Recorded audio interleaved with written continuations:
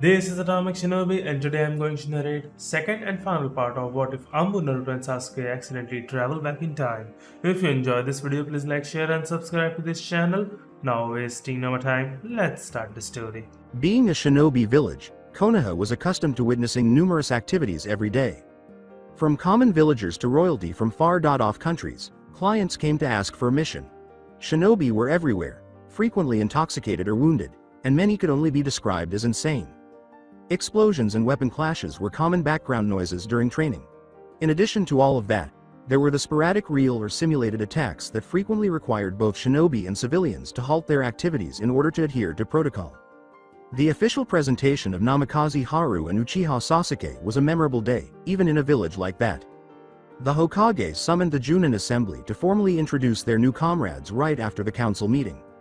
None of the elites were particularly shocked that the two time travelers were the cause of the assembly order because the two shinobi had been the focus of the majority of the rumors in recent days. Although it was not shocking given their appearance, the revelation that one of the new Junin was the younger brother of the Yondaime and the other was an unidentified Uchiha undoubtedly sparked a more intense response. Anko's flirtatious smirk, Kurenai's hospitable smile, Asuma's contemplative gaze, and Haru's barely perceptible flinch at Gai's childish sobs caused the Hokage to change his mind about allowing the two-time face to be questioned by his elites. Using the pretext of paperwork, he dismissed the two of them and fled himself, leaving his poor Junin commander to deal with the inevitable onslaught of inquiries. The two-time travelers sought safety in a small dango shop tucked away in a quiet street between two other large stores after fleeing a situation they deemed more dangerous than a battle with an A-rank enemy. The Rokudame would frequently use this location as a hiding place to avoid meetings and paperwork in what was once their own time, before everything went to hell. Naturally, he would be accompanied by Sasuke, who was practically his Hokage's shadow. However, a significant distinction between their past, future, and present was the presence of the Uchiha, who continued to reside in large numbers within their compound. The boundary of that compound just so happened to be adjacent to the street where the dango shop is located. Therefore, it made perfect sense that Uchiha would be the first of the many shinobi searching for them to locate the two Junins. Even though Haru was deep in thought, he didn't realize something was amiss until he felt Sasuke, who never, ever lets his guard down or his situational awareness in public, stiffen and lift his mask of complete emotionlessness. He looked around right away, but he saw nothing strange, just a Junin level chakra signature slowly approaching their table. He forced his own body to relax and put a friendly smile on his face as he looked in the direction of the approaching shinobi. The chakra signature belonged to a child who was 10 or 11 years old, with long, dark hair, eyes that were too old, and a stiff posture that wasn't appropriate for a child. The closer the young shinobi got, the more inviting Haru's smile became. Haru had every intention of becoming friends with this individual, who was among those they had returned to rescue. Kami was aware that the man-child required a few thousand hugs in addition to one. Uchiha Itachi was standing in front of them. "Good day, Shinobi-san, how may we be of service?" "Namikaze-san, Uchicha-san," he said, tilting his head slightly in greeting to the aspiring S-class nin. "My name is Uchiha Itachi and on behalf of my clan I welcome you in Konoha." Okay, so there was essentially deferential treatment there. A bow, or at least the Uchiha version of one. A slightly apprehensive and hesitant posture that would be invisible to someone who does not speak Uchis, and the complete lack of a superior smirk or a condescending eyebrow. The blonde questioned why the teenager behaved in that manner, given that they had not yet done anything to earn Itachi's respect. Haru had to suppress a sigh as he looked to his fellow time traveler for assistance in moving forward. The older Uchiha was completely shut down. Wondering if he could kick his raven-headed friend back into motion without frightening their guest, the blonde said, "Thank you for your welcome, Itachi. Chan, would you like to take a seat?" He chose not to, observing the teen's eyes widening and the additional strain in his posture at his casual greetings. "Sorry about calling you that. You just look a lot like Sasuke when he was young and cute, not that he isn't anymore," he said in an innocent tone, causing his lips to form a sheepish smile. "May I continue calling you Itachi, Chan?" Oh no. And if he was the one being kicked under the table, he had managed to unfreeze his friend. The older raven asked the teenager, who was still giving them the Uchiha version of wide, incredulous eyes, impassively, "I apologize for my partner Uchiha-san. We thank you for the welcome, was there something else?" After receiving praise for his shinobi abilities and experiences, the Chunin immediately straightened out and bowed to the two time travelers. "Please allow me to invite you to dinner at the Uchiha clan head's home in my father's stead." Before his friend could postpone or refuse, Haru swiftly replied, "Thank you for the invitation. Would 4 days from now on be acceptable?" "Of course, I'll inform the head of my clan. Thank you Itachi, Chan." The somber teenager bowed, pivoted on his heels, and walked away, practically running away from them, and Haru had to suppress a laugh. When the young Chunin was out of sight, Sasuke muttered, "Why leave the hardest for last when you can tackle it first?" "Sorry," Haru said with a pitying wince. "I thought it best to get it over fast. What's more, the attention that being the first clan to host us for dinner will bring the Uchiha is actually a first good step in integrating them back into the village. My F.A. Fugaku. Sama probably has the whole clan out in search of us," the Uchiha Junin sighed, acknowledging the choice made by his Hokage. As the blonde laughed, knowing Heishi, he's not the only one, add to that the Inuzuka's competitiveness and Inuichi's weird fascination with us. The two looked at each other in horror as they realized that the shinobi searching for them were not merely inquisitive individuals seeking rumors about the new members of the clan, but also determined clan members who had been invited to dinner. "HNN. Let's back off." "Agreed," Haru said, disappearing back into the relative safety of their apartment with his companion. Start of dreams. Naruto let out a dejected, "Damn it," scream. The combined strength of the hidden villages had not been sufficient to stop this from happening. Madara had just become the Juubi's Jinchuriki, successfully sealing it into himself. Now what were they meant to do? Shikamaru ordered, "Naruto move," as he hid himself. Boom. All of the shinobi were knocked back from Madara by the explosion, and many of them never got back up. The rest became less determined after hearing the inhuman howl that ensued. For years to come, the survivors would hear it in their nightmares. Its creator was a what rather than a who. Everyone was expecting to see Madara, who now possessed kami power, but instead the frightened shinobi were confronted by the Juubi in its hideous presence. "Retreat and regroup," ordered Kakashi, who was one of the few who maintained his cool. The shinobi quickly withdrew out of the beast's range after the order was disseminated throughout the allied forces. Many were looking to Kakashi, Shikamaru, Darui, and Naruto for guidance because 4 of the 5 cages were rendered incapable. They needed a plan, but their previous attempts had failed. Ino asked, "What happened to Madara?"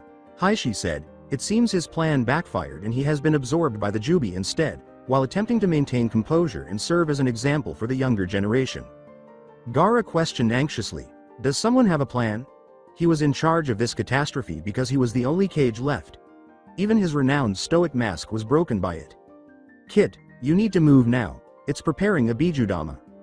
"Everyone were dead if that black thing hit," Naruto said. "Ru." Ino began. "No time," Darui cut in.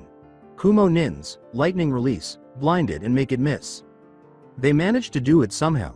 Due to Darui's prompt decision, the Bijudama missed and instead struck and destroyed a nearby mountain. "We can't stay stationary," Gaara concluded, and at last she took action. "Hyuga-san and Shikamaru, please each move your squad to a secure position. Observe the situation and come up with something to destroy this thing. Yamanaka-san go with them and relay us the plan when it's done." The 3 shinobi said, "Yes sir," and promptly departed to carry out the cage's directives. Hitaki-san, Darui-san, each take a third of the remaining forces and circle the beast. "I want us to be in position to destroy it when the time comes. Be sure to keep out of its tail's range." "Yes sir, Naruto," Gaara said reluctantly, staring into his oldest friend's eyes. He smiled and attempted to reassure the cage, saying, "I know. Don't worry, I've got this, TT Ibeo. Take care of yourself and don't die on me, alright?"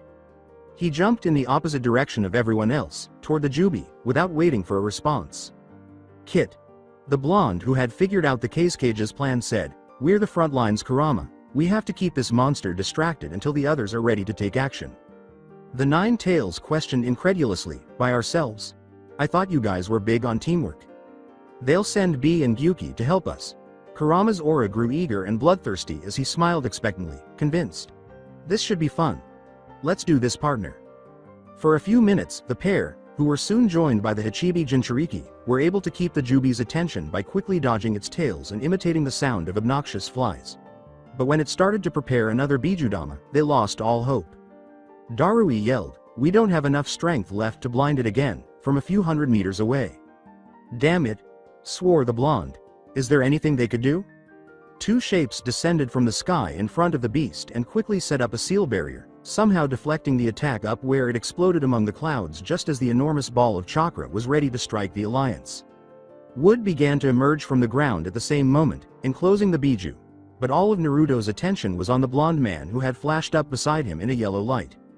"Dad," the Yondaime said, "Hey son," with loving eyes. "You've developed a lot." "Minato, could you help me out here?" A voice that was sorely missed cut in. Distracted, Naruto turned to face the oldest man on the battlefield, who was using offensive jutsu after offensive jutsu to attack the Juubi. "Gigi," he smiled. "Reunion later, battle now," commanded the stern, looking white-haired man.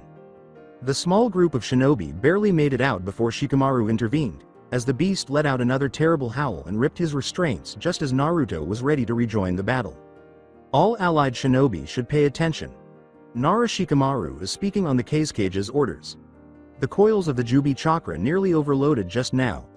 Everyone is supposed to attack the beast with their most powerful chakra. Heavy technique after Hashirama. Sama captures it again. After that, I advise you to run because it will most likely blow up. Once the beast stops moving, you should have 5 seconds to attack, so start preparing your tactics. Soon, I'll give the signal. A voice he never imagined hearing on this battlefield said, "Dobi, together." "What? Sasuke? How? When? I thought you could use some help so I brought them here," the Uchiha said, gesturing to the 4 former Hokages. He grinned since Sasuke was at last fighting alongside him again, but there was more than a trace of steel in his eyes. "Hey there, Teme. You're late, TT Ibeo. You need to explain a lot of things." "HNN. What was wrong with Kami?" He had even missed that sound. "Don't think you're getting out of it," Kami said. "You need to apologize for a lot of things." Naruto only now realized that the white-haired man was the Naidame. "Reunion later, battle now," he repeated. "Yes, sir," he replied, just a bit intimidated. Once the former Hokage had his back turned, he grinned at his rival/best friend. Together, he agreed. Hashirama. Sama, now, was the signal that Shikamaru sent through Ino's mind jutsu. When the Juubi was restrained by the Shodem Hokage's wood attack, all of the remaining shinobi struck it with their most chakra, consuming ninjutsu and fled in the opposite direction. The black tornado produced by combining Sasuke's Amaterasu and Naruto's Rasen Shuriken was the most striking of all those amazing techniques. Nothing happened at first, but then the beast started to glow slowly, intensifying until the light it emitted was blinding, and it seemed as though Shikamaru's theory that the monster would explode was becoming more and more likely. The light seemed to keep getting brighter and brighter for an interminable amount of time. Then, it was terrible. Most would have preferred a normal explosion. This new explosion was silent, didn't produce any wind or send any shinobi flying, and was felt on the spiritual plane rather than the physical one. Every fighter felt as though something grabbed hold of their very core and violently shook it. Any kind of chakra appeared to be inaccessible in the aftermath of the explosion, as the overworked medic, Nins, quickly realized. The good news was that there was no sign of the Juubi. The bad news is that, like the other victims of Edo Tensei, the resurrected Hokages were made entirely of the disappearance of chakra. The Yondaime could only give his son a tender smile before he broke down. "Dad, Naruto, what are you doing here?" As he and Shikamaru entered the large tent, his red-haired friend inquired. The blonde replied, "Taking Ba-san's place for the meeting," adding that she was with Sakura, Chan and Shizune-san, who were attempting to figure out how to explain the chakra's disappearance. "I don't have time for politics," she said. He winced. The last time someone attempted to pull her away from her studies, it didn't work out well for them. "Everyone acknowledges that you made a significant contribution to the war and that we wouldn't have won without you, so why are you the one taking Sama's place?" the Mizukage asked, her entire body wrapped in bandages. "Well, Kakashi, Sensei and Yamato, Taicho were put in charge of all the Konoha forces so they don't have time. I know Hinata. Chan's father got sent back to the village to relay the news and bring back supplies. A bunch of Junins are escorting our daimyo back to the capital." He sighed. "The real reason is probably that I was the nearest one when the summons reached her, so she told me to go and bring Shikamaru with me." "Sit down, brat. It is up to your Hokage to decide whether or not to designate you." The Alliance camp was told that his legs were so badly damaged that he could hardly walk without assistance. "You and your babysitter are welcome," he declared loudly. Shikamaru received sympathetic smiles from Ao, Darui, and Konkuro, who were with their respective cages, while the Nara muttered something that sounded suspiciously like troublesome. What is the first thing that needs to be done? After everyone sat down, Kuretsuchi started. The majority of the chaos that followed our victory was controlled by us. All of the injured have been removed from the battlefield, and the medical staff is doing their best to care for them without using chakra. To the best of my knowledge, the daimyos are being escorted home, and every village has made plans to repatriate their deceased shinobi. Determining the future of this alliance and determining how to restore stability in the elemental nations are the main objectives of this meeting, Gaara summed up. How about the situation with the chakra? If we don't act quickly, many of our wounded will not survive or will be permanently disabled, Terumi asked anxiously. At that question, everyone's eyes were on Naruto. According to Shizune-san, the last explosion didn't cause chakra to disappear, it just went inactive, the blonde said, laughing nervously at the thought of all these powerful people focusing only on him. You will need to ask her for the lengthy scientific explanation, he quickly added, but it seems like chakra is naturally and slowly becoming accessible again. They still don't know why or how to fix it. The best controlled shinobi claim to be able to execute 1 or 2 D-rank jutsus. It should return to normal in a few weeks, according to Shizune-san. In order to heal the injured, Tsunade-ba-san is trying to expedite the procedure. The room emitted a collective sigh of relief. Chakra was life to shinobis. All right, let the Godem Hokage handle this issue. What about the state of affairs throughout the elemental nations? Gaara helped the group get back on course. The Land of Lightning and the neighboring nations saw the majority of the fighting. Those white monsters attacked many of the villages. According to the Kunoichi who replaced the Tsuchikage, who was still unconscious, there is a lot of damage and casualties. Most of the repair efforts will be the job of the daimyos and their council, but the shinobi will do what they can, stated the Kazekage. Kumo doesn't need. Started, but Terumi cut him off. Look at you, old fool. Since we fought this war together, it is only fitting that we deal with its fallout together as well. You can be certain that I would appreciate assistance from the other villages if the Land of Water were in as bad of a state as the Land of Lightning. Yes. Konoha will assist as well, Datbeo. Naruto rushed to the Mizukage's defense. Adding, Iwa will do what it can, Kuretsuchi said. As will Suna, Gaara added. All right, do as you like, the Reikage reluctantly agreed, but what about our alliance's future? It will undoubtedly go on, announced Naruto. How? We fought together because we shared an enemy, but how do you think we won't start fighting among ourselves now that that isn't the case? Ao asked patronizingly. According to Kuretsuchi, you're not supposed to take part in this discussion. Bah, let them speak. There's a reason we picked our babysitters. In addition, he made a good point, I interrupted. We'll figure something out. This is the first time we've ever been together. We cannot allow things to return to their previous state, the blonde begged. I concur. Gaara said, we should do everything we can to prevent war as long as possible, even though I do not think the peace will last forever. How about the Chunin exams combined? If they are held on neutral territory and all hidden villages are required to participate, Shikamaru suggested. It might work if they are the only exams allowed to promote new Chunins and if we set up a committee with a leading Junin who changes every time and 1 Junin from each village. Easier said than done, Konkuro cautioned. True, but it's a good first step, Terumi concurred. Are we all in agreement that the alliance should continue? The young Kazagaki continued. Then I suggest we all think on ways to make it happen and convene another meeting once most of the war aftermaths are solved, to the nods of everyone in attendance. This meeting is over, then? While my grandfather is still in a coma, I have a lot of work to do. No, the Reikage retorted, we must determine the manner and time of Uchiha Sasuke's execution. What? Shocked, Naruto exclaimed. Darui explained, that guy is responsible for the attack on Killer Bee and is the reason why Reikage. Sama is short of an arm, his use of his favorite word betraying his seriousness. But, started to object to the Uzumaki, but Shikamaru stopped him by putting a hand on his shoulder. The Nara contended, a death sentence may be too harsh, even though Konoha do not deny Sasuke's crimes and agree he should be punished for them. Sasuke's role in bringing the Hokages to the battlefield was crucial to our victory, and for many shinobi, that is enough to view him as a hero. Furthermore, I don't believe that the best way to advance peace and the alliance's survival is through execution. A compelling argument, but even if we were to pardon the Uchiha, the fact that we can't trust him remains, said Kuretsuchi. Isn't it sufficient that he fought alongside us against the Juubi? Naruto tried. Terumi vehemently disagreed, saying, no, his loyalties are too fickle, he keeps changing sides. But, the Mizukage is right, but I'm also the living example that people can change for the best, Gaara stated. What if there was a method to make sure he couldn't turn on us? When his cage gave him a questioning look, Ao inquired and clarified, "Your last name is Uzumaki, correct?" It was also the name of the most powerful clan in Uzushio. They could use their seals to perform miracles. He is a Namikaze, not an Uzumaki. Have you not heard how the Yondaime Hokage referred to him as son? Surprisingly calmly, the Iwakunoichi interjected. I am both. I was raised by Uzumaki Kushina. You mean the red, hot Habareno? The fact that no seal master remains alive is unaffected by this. Furthermore, no one has ever finished a true loyalty seal.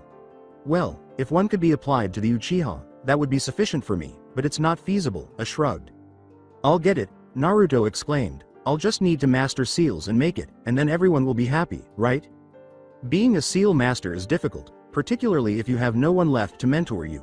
Years would pass even if you could. In the interim, what do you suggest we do with the Uchiha? Kankuro, ever the realist, protested. I'm capable. I'll get it. Hey, my question is still unanswered by that. Enough. How about reaching a compromise? Gaara said. We allow Naruto Namikaze Uzumaki 3 years to make the seal. If he succeeds, we fully pardon Uchiha Sasuke and release him to Konoha. If he fails, we execute him. He will be detained in the blood prison in the interim.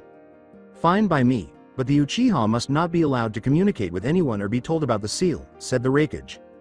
And if he ever tries to escape or harm a guard, then the deal is off, said Kuretsuchi. But, telling his friend, it's the best deal that you're going to get, Shikamaru gave advice. Fuck it, okay, I'll save Sasuke Datbeo and become a seal master in 3 years. The man in the tent appeared worn out.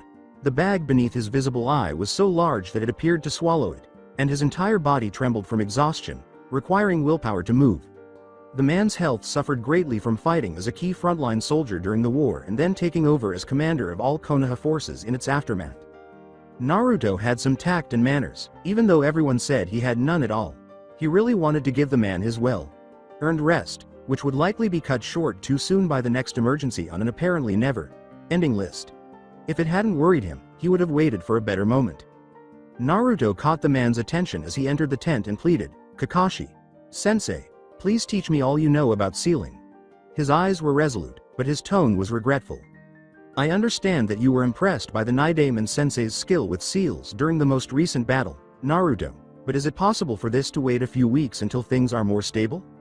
The blonde answered, I would, but this isn't about the battle Sensei, it's about Sasuke, before outlining the terms the cages had established for his ex-teammate's release. I see. Is it possible for this to wait a few days? The older man tried to reason, his voice and expression beyond exhausted. It won't matter if you start now or then. I have 3 years to master seals and finish what many others have tried in vain before. Every second matters every day, Datbeo, his student objected. Kakashi half-heartedly retorted, no one can access their chakra and seals needed to work. Looking at the Chunin, Naruto bowed and pleaded, please Kakashi. Sensei. I don't need chakra to work on the theory and I'm sure Ba.San will have the chakra situation handled soon. I'm probably only able to assist you for a few hours before I have to go somewhere immediately. The Chunin sighed resignedly as he looked in his pouch for a soldier pill. The same for future lessons. Kakashi. Sensei, thank you. So this is Uzushio Kagure. He could occasionally find a white bone or a scribble among the rubble, but nothing of value, and in front of him were little mountains of broken stones that had once been a ninja village but were now hardly more than ruins. He was certainly not the first survivor or survivor's descendant to search for the secrets of their heritage, and it was likely hopeless to find any caches of knowledge protected by blood seals, since this place had been completely destroyed and then looted by 2 generations of looters. Despite these intimidating facts, Naruto was powerless to do anything but keep searching relentlessly with the aid of his clones. Kakashi. Sensei had taught him everything he could, which were regrettably only the fundamentals. He had attempted to find a more experienced teacher but was unsuccessful. It appeared that someone had ensured the extinction of seal masters. If only there was still Arrow. Sennin. It appeared as though his ancestors had attempted to destroy the cave and condemned it after failing. If it weren't for the brief disappearance of chakra, which deactivated nearly every seal in existence, including the ones condemning the cave, Naruto would never have discovered his cache of knowledge, which he eventually discovered in the form of a buried cave beneath a small mountain of broken stones. He could not make sense of the 4 extremely complex and inactive seals that were carved on the walls. Luckily, There were scrolls with information about the seals and numerous technical explanations of various parts of them inside a hole in the rock. If he studied the few remaining sealing books he had borrowed from Konoha's library and compared them to the seals on the walls, the completed products, he might be able to become proficient in sealing enough to save Sasuke. Experiencing it repeatedly while blindfolded and deafened would likely be just as challenging as attempting to learn a new jutsu. Naruto never gave up, which is fortunate. He moved his camp to the cave and made himself reasonably comfortable as soon as he was discovered. He would stay a long time. Any Junin who wanted to test their recently finished or work.in progress jutsus could do so officially at Training Ground 12, a clearing on the outskirts of the rebuilt Konohamaru that was shielded from prying eyes by enormous trees. Informally, it was set aside for the sole use of one Namikaze, Uzumaki Naruto, a recently promoted Junin who had just returned from an 8-month stay in the ruins of Uzushiogakure.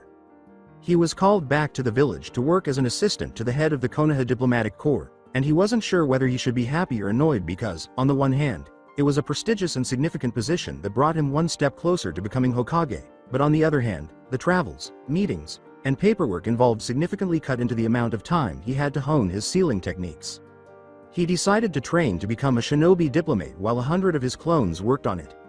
Training Ground 12 could be considered Naruto's since there were many copies of him testing seals, debating theory, or reading scrolls at any time of day.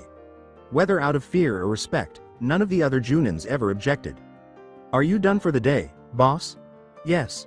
The number of formalities involved in visiting another village is absurd. It's dull. We are shinobi, not aristocrats. And Godem. Sama is powerless to stop it. As though, listen up, Gaki. Ba.san is among the worst," the blonde snorted. "If you want my hat, stop complaining and learn what you need to know to be Hokage." At that point, she usually ends the conversation by throwing something at my head, he said, mimicking Tsunade. "Yes, I will simply have to do it. It's not entirely dull. The kidnapping simulations and bodyguard training are entertaining," Naruto sighed. "How about things around here? Report." "Yes, boss." Before dispelling itself, it saluted the clone overseeing the other's efforts. "We'll see. In a few days, I should be able to begin customizing my seals for particular chakra natures. Although I've improved my calligraphy, I still need to start practicing on surfaces other than paper. I'm making good progress with my one-purpose seals, but every time I try to give them a second purpose, they blow up. If I want to create some that work on shinobi, I also need to start studying human anatomy and chakra pathways. Remember to learn how to add blood and chakra to the ink to increase the seal's strength and, damn it, I think I have at least 5 years left. I'm not going to arrive in time." During his tirade, he turned to face his clones, who had ceased their work to gaze at him with concern, and yelled, "Oi! We don't have time to waste, so keep working. No rest, no sleep from now on." He went on to make another 100 clones after saying, "You work until you run out of chakra and dispel." "Tyrant," some of them murmured. That Datbeo was heard. "Stop whining and get to work if we want to succeed." It was probably too much, especially with Kurama sleeping, to have 200 clones working around the clock in addition to his own responsibilities and training, but he had little choice if he wanted to save Sasuke. He kept promising it that he would go to sleep as soon as he finished this book and the other 2 that were waiting on the table next to him, but his body was determined to betray him. His eyes were killing him. No matter how many times he rubbed them, they remained stinging and would not stay open. "Naruto," sighed a familiar, frustrated voice. The blonde tried to force a happy smile, recognizing the blurry figure in front of him as his genin teammate because of the color of her hair. "Hello Sakura. Chan. It's been a while." Firmly, "Naruto, that's enough," she said. "Enough?" He answered apprehensively, aware of his friend's medic.nin state. "Enough said. You appear worse than the majority of my hospital patients. Tsunade. Sama and her teachers are the only people who see you these days. It worries us, Yubaka." "We? Yes, we do. Like me, Tuchi.san, Uruka, Sensei, Kakashi, Sensei, and all of your other pals." "Well, okay," he said, unsure of how to address his friend's worry. "Fantastic. I'm so happy you agreed," she said, clapping her hands and grinning predatorily at her teammate. "Sakura. Chan, what was it that I agreed on?" Naruto inquired in a tone that was extremely apprehensive and bordering on panic. "An action. Even if we have to put a rotating guard on you to make it happen, you will only sleep when I take you to your apartment. After that, you're attending a party at Akamichi's restaurant tomorrow. where you'll tell your friends that you're still alive and not buried beneath a mountain of books. Lastly, you will have 3 days off to do relaxing activities, such as visiting the memorial stone with Kakashi Sensei, playing shogi with Shikamaru, or having ramen with Iruka Sensei. I've already made time for you to see Tsunade-sama. But I'm not done, the kunoichi reprimanded, and only then will you be permitted to resume your studies. Even so, only if you seek assistance. Anticipating his objections, she hurriedly explained, I'm among the best medic.nin in the world. Hinata Chan can see chakra pathways. Lee will be happy to let you try gravity seals, and, in case you forgot, Kakashi Sensei taught you the fundamentals of sealing. He's definitely competent enough for you to bounce ideas off of. Naruto whimpered, but Sakura-chan, I don't have time for a break, his arms wrapped protectively around his book as though he was worried she would take it. Are you really going to argue with me about this, Naruto? With a charming smile, Tsunade's apprentice inquired. There was only one option, and Naruto's gaze shifted from his book to his teammate's smile, back to her smile, and finally to his book before he bowed his head in defeat. Of course not Sakura-chan. Boom.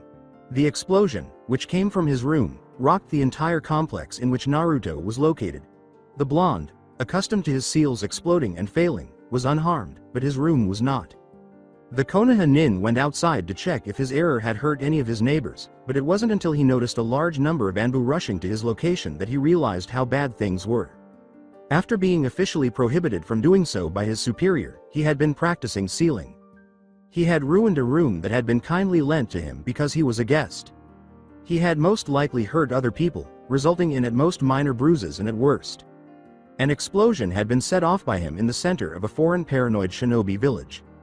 The retired nins and civilians were staring at him with a level of animosity he had not experienced since his pre-Genin days, and he had given them a reason. The delicate diplomatic ties between Konoha and Iwa had most likely been ruined by him. He had a lot of problems. What's happening? An ANBU questioned the quickly growing crowd. Naruto stepped forward hesitantly, gulping with anxiety and hoping to be swallowed by the ground. I'm so sorry, he said. As you can see, I needed to focus really hard while I was practicing sealing. I apologize, I didn't realize I wasn't in my apartment. As you can see, my apartment is equipped with seals to prevent explosions, but they are clearly absent from this location. And I apologize sincerely. Tell me that no one was gravely hurt. It's my fault. Please. I apologize and will definitely cover the damages. Don't hold Konoha responsible for this, please. I apologize. I am aware of my foolishness. He bowed from the waist and said, I'm sorry, not daring to look at the crowd or the Iwa ANBU. There was silence, not even a whisper. He was going to be demoted back to Genin after finally becoming Junin, so that was it. He opened his mouth to ask for forgiveness, but was cut off before he could do so again. PFFFFFFFFFFFFFT. Ha ha ha ha ha. A young teen, perhaps 13 years old, laughed, and the rest of the audience soon followed suit. Hee. What, huh? He stood up and asked. No more sealing inside, Namikaze-san. The ANBU chief said, please, with a hint of humor interspersed with her otherwise solemn tone. Yes. The blonde's relief at being released without incident was almost palpable as he promised. Yes, of course, no more sealing inside. Before sunshining back to their posts, the ANBU members cleared the crowd and said, all right people, nothing more to see here. Namikaze. Uzumaki Naruto. Or perhaps it's not really that scot-free. I can explain, Kiragawa-san. Good job, said the older man with gray hair. Mr. Again perplexed, Naruto asked. Many people in this village still perceive us with suspicion, even though Iwa and Konoha were able to build trust during the Fourth Shinobi War. Iwa has not forgotten the devastation your father inflicted on its ranks, especially you Namikaze-san. You were able to ease tensions and awaken those enmeshed in their memories of the Third Shinobi War by pretending to make a foolish error and then acting innocuous. Good job, as I said, his supervisor clarified. Is it a lie? The young Junin muttered. The elder heard the whisper and said, of course, adding that the Junin Namikaze, Uzumaki Naruto, an S-class nin and hero of the war, would not be so foolish as to unintentionally start a global incident. He said in a knowing tone, you may have tricked the civilians, but not the shinobi. The blonde laughed clumsily, ha ha ha, of course, it was all planned, and he wasn't complaining if that was the version Kiragawa-san wanted to adopt. Namikaze-san, too? the head of the Konoha Diplomatic Corps, gave the order, no more sealing on diplomatic missions. Yes, sir. I'm not late, am I? Naruto gasped. No, you're actually 2 minutes early, Gaara said, looking up from his paperwork, his eyes softening at the sight of his oldest friend, whose rumpled clothes and short breaths told the story of his run to the Cage's office. Are you still in the desert training? The blonde fell into the chair in front of the desk with a sigh of relief. Yes. Thank you. It appears that Kamiba.san believes I don't require a babysitter in Suna. I can practice sealing all I want now that sour Kiragawa isn't here. The desert is the perfect training ground because I can't hurt anyone or destroy anything there. Kiragawa is among the best diplomats I've ever encountered. The sand user chastised him gently. I can't remember how many miniature wars he stopped in the years before the alliance. I am aware that the man is incredible. It's simply, there are numerous rules. He also insists that I follow everyone. Unmarried. 1, he grumbled. Maybe, but I'm sure it's not worse than paperwork, Gaara said, casting a hateful glare at the stack of papers on his desk. Avoid reminding me. Ba.san is beginning to complain that I'm taking up some of her time. I've managed to hold her up, but it won't last long, the blonde trembled. Gaara was about to begin the meeting, laughing at his friend's misfortune, when Naruto's head thudded against his desk. Are you okay? With concern, he inquired. He replied groggily, yeah, I think I've used the last of my energy running here. When was the last time you slept? He swiftly clarified, it's just that it's the first time in a while that I can truly practice sealing, and we're getting close to the 2 years mark, so, after noticing the redhead's frown. I see, he picked his head up from the desk and said, don't worry, I'm fine, but it fell back with another thud. Or maybe not. How about getting a little sleep? Naruto attempted to ask, what about, meeting, Chunin, plans, despite his own attempt to close his eyes. You're obviously not going anywhere in your state, and I'll be shackled to this desk for the foreseeable future. The Cage made the decision to postpone the meeting. Thanks, Gaara. The sand user picked up his pen and resumed his never-ending fight against the bane of all cages, grinning subtly at his friend who was already asleep. In the hall Yamato Taicho had constructed for this particular event, 150 teams of Chunin hopefuls stood at attention, each wearing the colors of their village and bearing the Shinobi Alliance's Itai in front of him. Who was it that decided that he should once more serve as the chair of the Alliance's inaugural Chunin exam? Remembering Gaara's counsel, Naruto inhaled deeply before directing his army of shinobi, saying, listen up brats. Tell the genins to do something that will save their lives. This is not a training session or a simple C-rank mission. It's the first Chunin exam in 2 years. Those who are unwilling to risk their lives and those who are unable to follow a proctor's instructions right away, even if he comes from a different village. They stood straighter, but they didn't move. Damn. As soon as I finish speaking, the first section of the test begins. It's too bad if you're not prepared, he went on. You're all going to line up in front of the door with your village's name on it, and you'll enter it one at a time, pointing to the numerous doors on one side of the hall. Inside, the Chunin present will ask for your name and give you a piece of paper with a number on it in exchange. After reading it, place the paper in your kunai pouch or pocket. If you forget it, you fail because you can't take it out again until the exam is over. Naruto took another deep breath, desperately tempted to let the few shrewd people who had raised their hands before the end of his explanation down. Once you have your number, come back into the hall and find one of the circle on the floor with the symbol of your village. Stand there and wait until everyone is ready. Once I give the signal, find the 2 people with the same number as you from a different village and proceed to the room behind me. You may not take out your paper, you may not speak, you may not write on the floor, wall nor any other surface, and you may not make any hand signs. A team of Chunin will walk amongst you, and anyone caught cheating or blatantly signaling their numbers will fail. With their hands up, he growled, I'm not done, to the roughly 50 genins. In the room behind me, you'll be asked to present your papers. If the 3 of you don't have the same number, you all fail. If 2 or more people are from the same village, then you clearly don't know how to listen and you all fail. If you're still in this hall after 10 minutes, you fail. If you're caught cheating, you fail. Finally, and this one is important, if a member of your original team fail, the other 2 also fail. That means if 2 members of your team pass but the last one is still in the hall at the end, none of you accede to the second exam. Now questions, please don't. You, the Nin with the afro. How do I know if one of my teammate failed? One of my Chunins will announce their names, so keep an ear out. Next, the Kusa Nin with the twin swords. Can we attack the other teams? No. The Junin snarled in frustration. In case some of you idiots haven't figured it out yet, the point of this whole exam is to promote collaboration between the villages. Someone else has an intelligent question to ask? You, the Nara with the crooked nose? Do I leave if my teammate fails while I'm still in the hall? Shikamaru's cousin asked. Your choice, you can stay to let someone else have a chance to pass, or you can leave. Last one, the Sand Nin wannabe Gaara with the love tattoo. What do you mean by blatantly signaling our number? Taping your number on the floor with your foot, for example. He had to suppress a sigh when he saw how dejected many genins were. Really? Thank you, sir, said the teenager stoically. Good, then go stand in front of your door. From now on, I don't want to hear a sound. Remember, you are all representing your villages in the alliance. Do them proud. The Chunin hopefuls saluted him almost in unison before heading to their individual doors. He gave them the signal and leaned back on the wall to watch the test comfortably once everyone was standing on one of the 450 X's. When Hinata's younger sister was the first to figure it out, he grinned.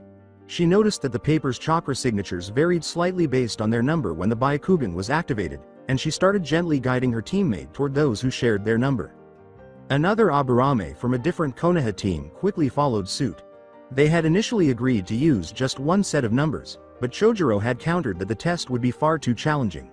10 sets of numbers 1 through 15. That is, 30 genins with the same number, were the outcome of a 2-hour debate. Higane Saito from Konoha, fail. Kuromaki Setsuna from Iwa, fail. Awaki Kimiko from Taki, fail. Really, writing her number while wearing makeup? Really? Tenro Yuji from Kumo, fail. In a discreet manner, one of the Chunin asked him if the Kiri genin who was deftly adjusting the ink on one of his tattoos to write out his number should be disqualified. Perhaps size relative. The deception was subtle enough to get away with it, he said, shaking his head.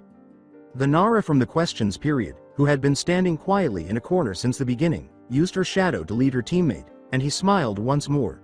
She had most likely figured out the numbers of most people. There were numerous attempts at cheating during the 10 minutes of the exam. Some were pretty good, while others were just plain awful. Unquestionably the best was a tiny Suna genin, no older than 12, who pickpocketed and reverse pickpocketed people until he discovered others with numbers that matched his own and his teammates. The Chunins nearly missed it. Naruto laughed, recognizing a street rat by sight. Your 10 minutes are up. You fail. He hurried to the next room and spoke to everyone there, not bothering to listen to the genins' grumbles. Congratulations to all of you for passing the first round. Unfortunately, if you're missing one of your original teammate, that means you fail.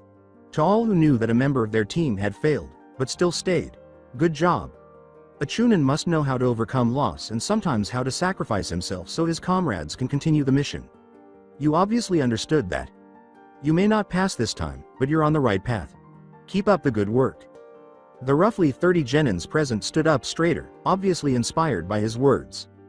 That left 44 teams, which is not bad. All those not participating in the second round, please leave the room. Naruto attracted the attention of the other genins by drawing a medium scroll from his pouch. Your goal for the second round is simple: obtain one of these scrolls. In case there are some idiots left amongst you, we're currently in a valley in Iron Country that the daimyo has graciously lent the alliance for the exam. This building and the arena for the third round next week are in the center, with each village setting camp in a circle around them. What you have to do is infiltrate either Konoha, Kumo, Suna, Iwa, Kiri or Taki camp, find and steal a scroll. There are only one scroll per village, so at most 6 teams will pass. You may not steal your own village's scroll. You may steal another team's scroll. To pass, your whole team must present me with a scroll at noon in 3 days. I will be in the hall and there will be no fighting or stealing happening inside. If your scroll gets stolen just before you enter, too bad. Incidentally, if you damage the hall to enter it, you fail. No busting walls. Naruto waited for the apprehensive laughter to stop, summoned a small amount of murderous intent, and then gave them the next set of instructions in his most solemn tone to date. My next 2 points are extremely important. They could determine if you'll go back to your village on your feet or in a body bag. First, it is technically not forbidden to kill another team. That being said, you're shinobi part of a village and it is your duty to defend its interests. Killing someone from a village that yours is trying to develop a friendly relationship with is not a good move. Second, there are no scrolls in the vicinity of the cages. Do not try to sneak up on them, or to break in their offices. Their guards tend to strike first and ask questions later when their leader's protection is at stake.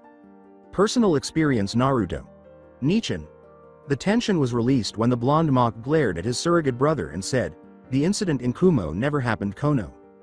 Having expended the majority of his seriousness quota for the day, the Junin grinned and said, "If you're all done laughing," pointing to the back of the room and the 6 shinobis that most of the genins had failed to notice coming. "I'd like to introduce you to the proctors for the second round. Sabaku Konkuro of Suna, Aburame Shino of Konoha, Chojuro of Kiri, C of Kumo, Kamizuru Kuratsuchi of Iwa and Nomura Sumire of Taki. They're all Junins and they will supervise their respective villages' camp. Their orders are absolute, you will obey them. Questions?" When no one had any questions, Naruto brushed them off. Before departing, they all gave him another salute. "Finally, it's over for today," he said, letting his stiff stance loosen up. "So what did you guys think?" "What? Why are you all looking at me like that?" Kankuro grinned and said, "Well, what do you know? You might make a decent Hokage after all." Renting a larger apartment was one of Naruto's first actions after returning from his stay in Whirlpool Country. In order to perform some of his most intricate ceiling tasks, he required floor space. There were always scrolls on any flat surface and seals on the ceiling, walls, and floor. It was the second most likely location to locate him in Konoha, after training ground 12. When someone knocked on his door, he was sitting on the floor surrounded by numerous unsuccessful drafts of Sasuke's seal. "I'm here, Sakura. Chan, I swear I slept last night, you don't need to check up on me every morning, Datbeo," he responded with annoyance. The hesitant and unexpected response was, "Naruto. Nichan, can I enter?" In his rush to the door, the blonde nearly stumbled, saying, "Kono, sure, come in." On his threshold, Konohamaru appeared melancholy. His sense of gloom was almost palpable. "Come in, find a free spot or make one if there isn't any, I'll be with you in a moment. This looks like a ramen emergency." He had to pause and flinch at the image as he hurriedly prepared 2 cups of the divine dish and served it to his guest. His head hung low as his surrogate younger brother sat on the floor, curled up against the wall. Carefully approaching, he handed the cup and began the inevitable conversation. "This is about the Chunin exam, isn't it?" His only response was, "Why? You are not ready, little brother." Konohamaru objected, saying, "But why? I beat Hanabi and she made Chunin." Naruto let out a pitying sigh. "Strength, leadership, courage, patience, strategy and subtlety. Those were the qualities you were judged on. Then why didn't I make Chunin? I'm strong. I was the winner of the 3rd round. I can be subtle. I wasn't caught cheating in the 1st round. I'm the leader of my team. I reassured Udon when he wanted to give up and I pushed Moegi to work harder. I have patience. I observed Kiri camp for 8 hours straight, barely moving. And you can't tell me I lack courage." With gentle eyes, the Junin reminded them, "What about strategy?" I can do strategy." The genin protested. "Really, when?" You passed the 1st round by adjusting your scarf with 2 fingers, thus signaling your number. You were lucky that Kumo Nin figured it out. You got the Kiri scroll by stalking out the camp and catching the moment when the Chunin's on guard changed its location. As for the 3rd round, you simply overpowered all of your opponents. While effective, none of those actions demonstrated a strategic mind, whispered Naruto. You were close, Kono, really close. The next exam is in 6 months and most of the judges will be the same. They'll remember you. Just show some complex thinking and I guarantee you'll pass, encouraged the brunette. But I'm not good enough now. I'll never catch up to you, Ni-san. Ha ha ha ha ha. Naruto exclaimed with a sudden chuckle and responded. Sorry. Kono. Team 7 exceeding to the 3rd round on their first exam was pure luck. We definitely wouldn't have been able to pass this year first round at 12 and even at 15. The 2nd round would have given us a lot of trouble. I'm older, I have an advantage. You don't need to worry so much. The majority of your friends became Chunin at 14, the young Sarutobi persisted in telling him. The Namikaze responded, everyone agreed that a war was coming. It was logical to promote genins and fill the ranks. Besides, and you better not spread this around, the cages agreed to let kids be kids longer. The goal is for genins to become Chunins between 16 and 18. But Hanabi. Naruto interrupted, his tone final, deserved her promotion. You'll remark that she was the only one under 16 to become Chunin. For several minutes, the 2 brothers remained in awkward silence. The genin, not entirely placated, demanded acridly, how do you train in strategy? His reply was, you find a Nara and challenge them to a shogi match, with a laugh. That's how you learned. Well, I got hunted down by one and forced to play, but technically yes. I see. Naruto made a quick choice because his younger brother was still depressed. You know what? Find a blank scroll, a brush and an inkpot amongst this chaos. Prepare to lose all of your free time for the foreseeable future. I'm teaching you sealing. You'll learn how to solve problems and how to think outside of the box. Konohamaru said, "Thank you, Naruto. Nichin, I'm starting now." With all of his frustration gone. "Yeah, I could do with a break." He asked eagerly, "So what will you teach me? Gravity seals? Storage scrolls? Barrier seals?" Naruto eagerly responded, grinning at the genin's eagerness and the way he was going to dash his dreams. Calligraphy. Calligraphy, my dear Kono, is the foundation of sealing. It was a typical sunny day with a light breeze and a few clouds. Shinobis and civilians were out and about, going about their daily business. It was incorrect. As though nobody else knew or comprehended what had just transpired. How could they all continue as though a huge obstacle hadn't just been cleared? Naruto. A woman's voice cried. The blonde tried to concentrate on his teammate with the pink hair by blinking a few times. Sakura. The kunoichi's hands were glowing green as she inspected her friend, her eyes wide with concern that was gradually turning into panic. When he failed to respond to her questions, she gently led him to the wall of a nearby building and forced him to sit on the ground. "You're in shock. How long have you been standing in the middle of this street?" she asked. "What happened, Naruto?" Sakura, he tried to say, still not quite readjusting to reality. Slowly, take deep breaths. He tried again. I did it. Did what? She urged gently. Now that he was speaking more clearly, he said, "The seal, Sasuke's seal. It's done. It's done. 3 years of insane studies, dozens of sealing theories, and it's done. We can finally bring Sasuke home." Abruptly, he smiled and gave his teammate a hug. Sakura started to flail in response, not anticipating this action. "It's done, Ibeo. At Ichiraku, celebratory ramen was the best thing ever." The blonde Junin had been ecstatic for the last 3 days. He would soon be able to go get Sasuke, but there were still some diplomatic and bureaucratic matters to resolve. "One shoyu ramen please." He noticed his friend sitting next to him when he looked up from his bowl. "Hi Ino," he smiled, "nice day isn't it? How are you doing?" Contrary to her male comrade, the kunoichi was not grinning. "I'm not sure you can call a rainy day nice, but weather notwithstanding I'm doing well, thank you. I was actually searching for you, Naruto. Figured this would be the place to look." "What's wrong?" "Sakura told me you completed the seal, and I wanted to talk to you about the arrangements for testing it. How many subjects you will need and when do you want to do it, stuff like that." The new seal master yelled, Wait, what tests? I've never heard about this." As she looked at him pityingly, Ino said, "Of course there's going to be tests. The cages want proof the seal works as it should, and you need to make sure it won't harm Sasuke." Her tone was firm. "Of course it won't harm him," argued Naruto, who was offended. "Can you truly promise me it won't? You're 100% certain?" The man's shoulders slumped as he said, No, I'm only 97% sure. One of the first rules of sealing I learned is that you can't be absolutely certain that it will work. Something could always go wrong." Her guess was confirmed by the nod of the Yamanaka clan's head. She reminded them, "Even if you were, the cages still want proof. But, testing on other humans, even if I was willing to do it, I wouldn't be able to," said Naruto. "What do you mean?" "I called the seal, Unbreakable Promise, for a reason, Ino. Once it's applied, it works like a loyalty seal should, meaning its recipient can't harm or betray the holder of the seal. Said person can also force the victim to obey certain orders if they're added to the sealing. Should the person sealed go against any of that, the punishment is extreme pain going to death, hence the unbreakable part. I don't see any problem with it. Those are the specifications the cages asked you to make sure were included." "You're forgetting the promise section of its name," the seal master clarified. "I'm worried about the consequences should this seal fall into the wrong hands. I plan to destroy all of my research material, but I still installed a fail safe. The person being sealed must agree to it knowing exactly what it entails. It won't work otherwise." Ino remarked, "That's actually very smart of you, Naruto, but it just makes things a little bit more difficult, that's all. The seal will be tested on condemned prisoners. A last chance to meet their families or a special treat like a luxury meal, and I'm sure many of them will agree to it." "That's wrong," the Namikaze said in disgust. "Yes it is," he said, grinning grimly, his old classmate. "We're shinobis, you will not be the first and certainly not the last to test a new technique on condemned men.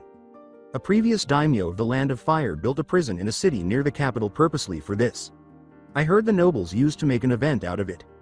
Naruto was too furious to respond to that with anything. After the conversation, none of them felt particularly hungry, so they tried to eat in silence. The first to stop eating was Ino. After saying, "Anyway, come see me when you're ready to make the arrangements," she got up and paid for her ramen instead. She gave her friend a shoulder pad before departing, warning that if the seal is not tested first, she won't be permitted to apply it to Sasuke. Naruto clenched his fists and swore, damn it, he had lost all of his cheer. When Naruto emerged from the prison, he stood up straight. He wasn't crying, and his hands weren't shaking. He was too skilled a shinobi for that. But one could tell his mood just by looking at his face, which was only a shade darker than snow. He started to slowly make his way to the city entrance, leaving Sakura and Ino inside to finish the necessary paperwork. He needed to return to Konoha as soon as possible. A familiar and now unwanted voice said, "Hey Dickless, you done?" Its owner and another of the blonde's friends were standing beside the city's gates. Sigh, Shikamaru. A mission?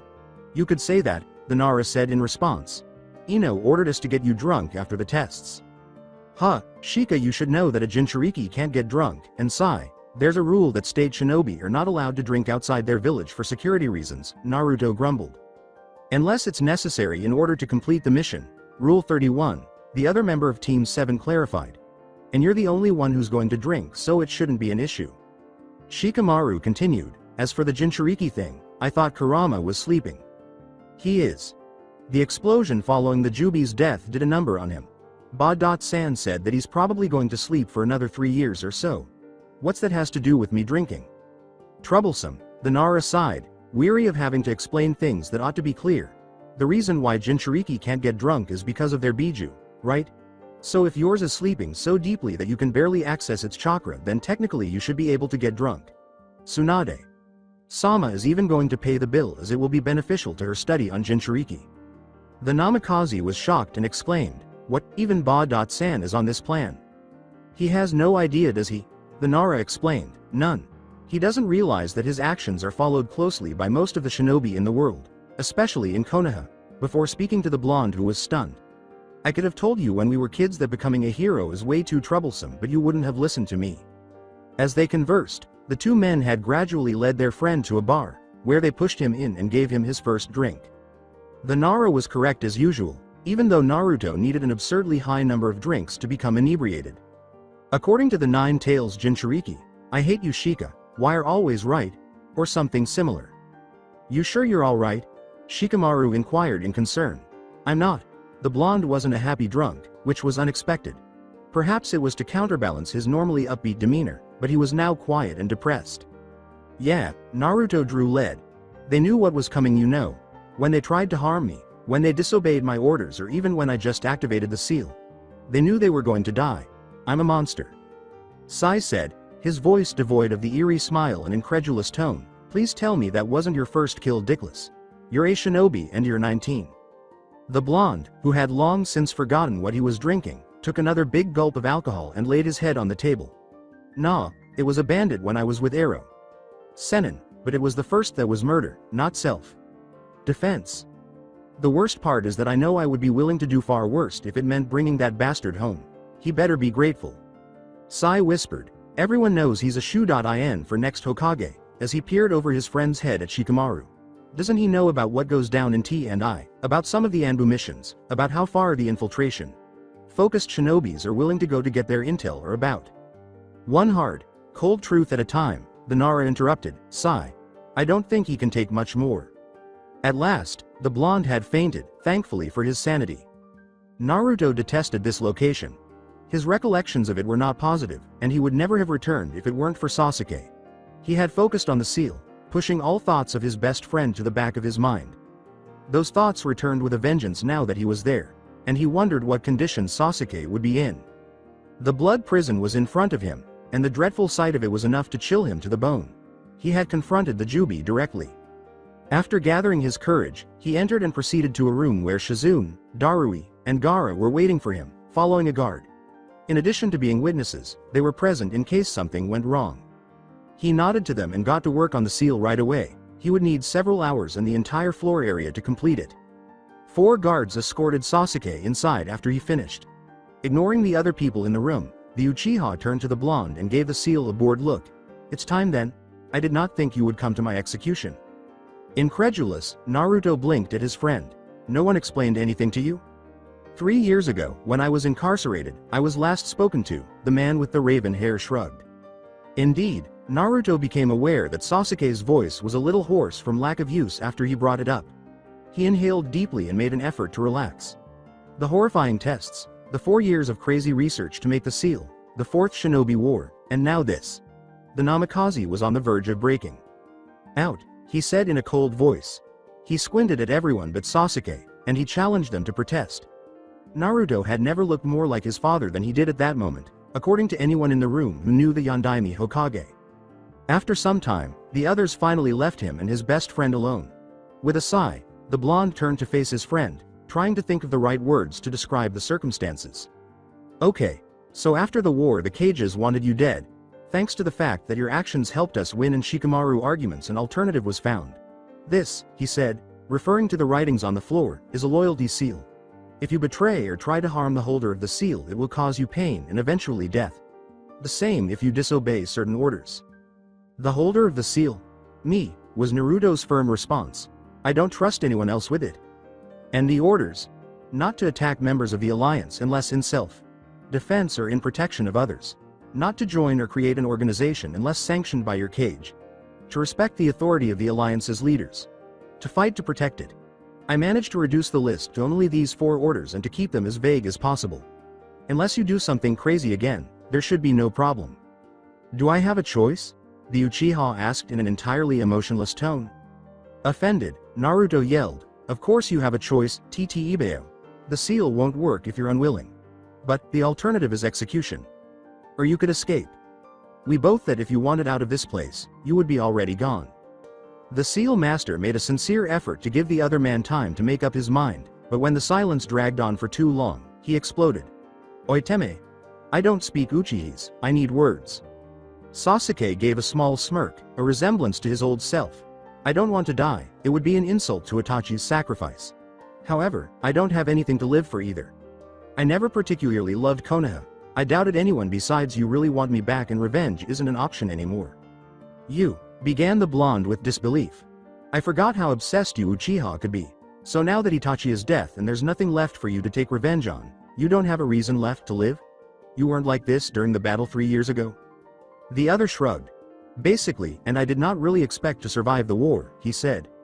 "And that's it," Naruto yelled, "I'm done. The thing I said about you having a choice? I rescind it. You're going to strip, stand in the center of this room, and I will apply the seal on you. Then we'll go back to Konoha and you'll find something new to live for, or obsess over in your case. Until then, I'll be that something." He straightened, glared at Sasuke, and gave the order in his most authoritative tone. "Uzumaki, what?" The blonde interrupted, her eyes hard and her voice sharp. "It's Namikaze nowadays, or Namikaze. Uzumaki if you want to be formal," she said. "You lost your talking privileges, and I think I said something about stripping. Get to it." When Uchiha Sasuke saw his friend's dominant demeanor and unwavering will to keep him alive, he laughed. It had been years since he had laughed, not since he had defected from Konoha and most likely not since the massacre. Even though his laugh had a hint of hysteria, it felt good. He gives the blonde a big smile while reaching for the hem of his prison uniform shirt. "All right Namikaze. Uzumaki Naruto, I agree to the sealing. You can call 2 others in." They had planned a celebration for his birthday. His birthday was being celebrated by those unexpected, amazing, wonderful, and breathtaking friends of his. The truth about Kurama was revealed on October 10th, Memorial Day, the holiday that had taken the place of the Kyuubi's festival. More significant than New Year's and Founding Day, it was an occasion. And he had decided to spend it with his friends. He loved them, Kami. The Konoha 11 plus Sasuke, Sai, and Kono's team weren't the only ones. Yamato, Taicho, Iruka, Sensei, and Kakashi. Sensei were present, and Tsunade Ba-san had visited before being called away for duty. Many of the older generation that he was only familiar with had arrived, and Kiragawa-san was also present. Yugo-san, Shiranui-san, Ebisu, Katetsu, Azumo, Gai, Sensei, and Kurenai, Sensei. Even though Naruto wanted to go sit and eat a bowl or 10 of Tuchi, Sans delectable ramen. The restaurant that Choji's family lent him was packed with people who had come especially for him. As a result, he was politely making the rounds and thanking them for coming. Diplomatic lessons, no matter how dull, had endured. Glad you came, Kiba. You look well, Akamaru. Woof. Thank you, Naruto. Happy 20th birthday. Indeed, TT Ibeo. You are no longer able to control me with your 3 months of seniority. Thank you for visiting Shino.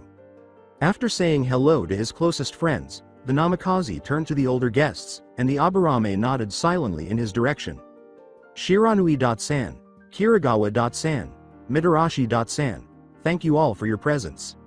Ouch, none of that Gaki. Call me Anko, the snake's mistress, who was already about halfway intoxicated, muttered. And it's Genma for me, kiddo, the ex-bodyguard for his father added. As I'm no longer your superior, it's acceptable for you to call me Hiroto in private, the head of the Konoha Diplomatic Corps, who is typically known for his rigorous adherence to formalities, surprisingly said. Yes, you are now formally recognized as the Hokage candidate. When will you actually receive the hat?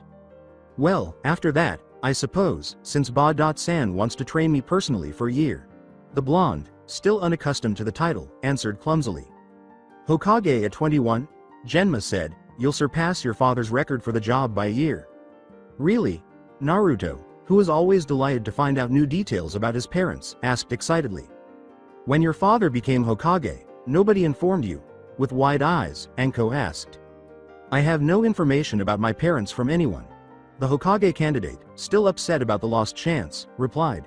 I had intended to ask my father directly after the fight against the Juubi, but he abruptly vanished after we destroyed the monster. Well, we can't have that, the Senbon user confirmed. Sit down. We can definitely find something to please you. Finding a chair quickly, Naruto joined them at their table, his body literally vibrating with anticipation as he gazed at the 3 older ninjas with sparkling eyes. Well, I never spoke to your mother and I didn't have much contact with the Yondaime, but I do own my position to Namikaze Minato, Hiragawa Hiroto started. At the end of the Third Shinobi War, my team and I were captured by enemy ninjas, and since my captain was unable to lead, command was placed in my hands. In fact, I was able to persuade them to release us as well as spare us. I believe I made up a story about life debts, ransoms, and infiltrated spies. The point is that it was successful, and when your father, who led the rescue effort, discovered us, he was so impressed by my report that he dragged me in front of the Sandaime to give me an explanation in person. The following day, I received orders to transfer to the diplomatic corps. You already know that I was your father's bodyguard, Genma went on, but are you aware of how I was selected for the role? Even as a child, I was really good at getting around unnoticed and I developed my reputation as a Senbon user while still at the academy, Naruto said, revealing his story when the other Junins shook their heads negatively. I was and still am a very skilled assassin because of those skills. Because a 10-year-old assassin can perform tasks that another cannot, I was a valuable asset during the Third Shinobi War. After a particularly horrific assassination, I first met your father when I was 13.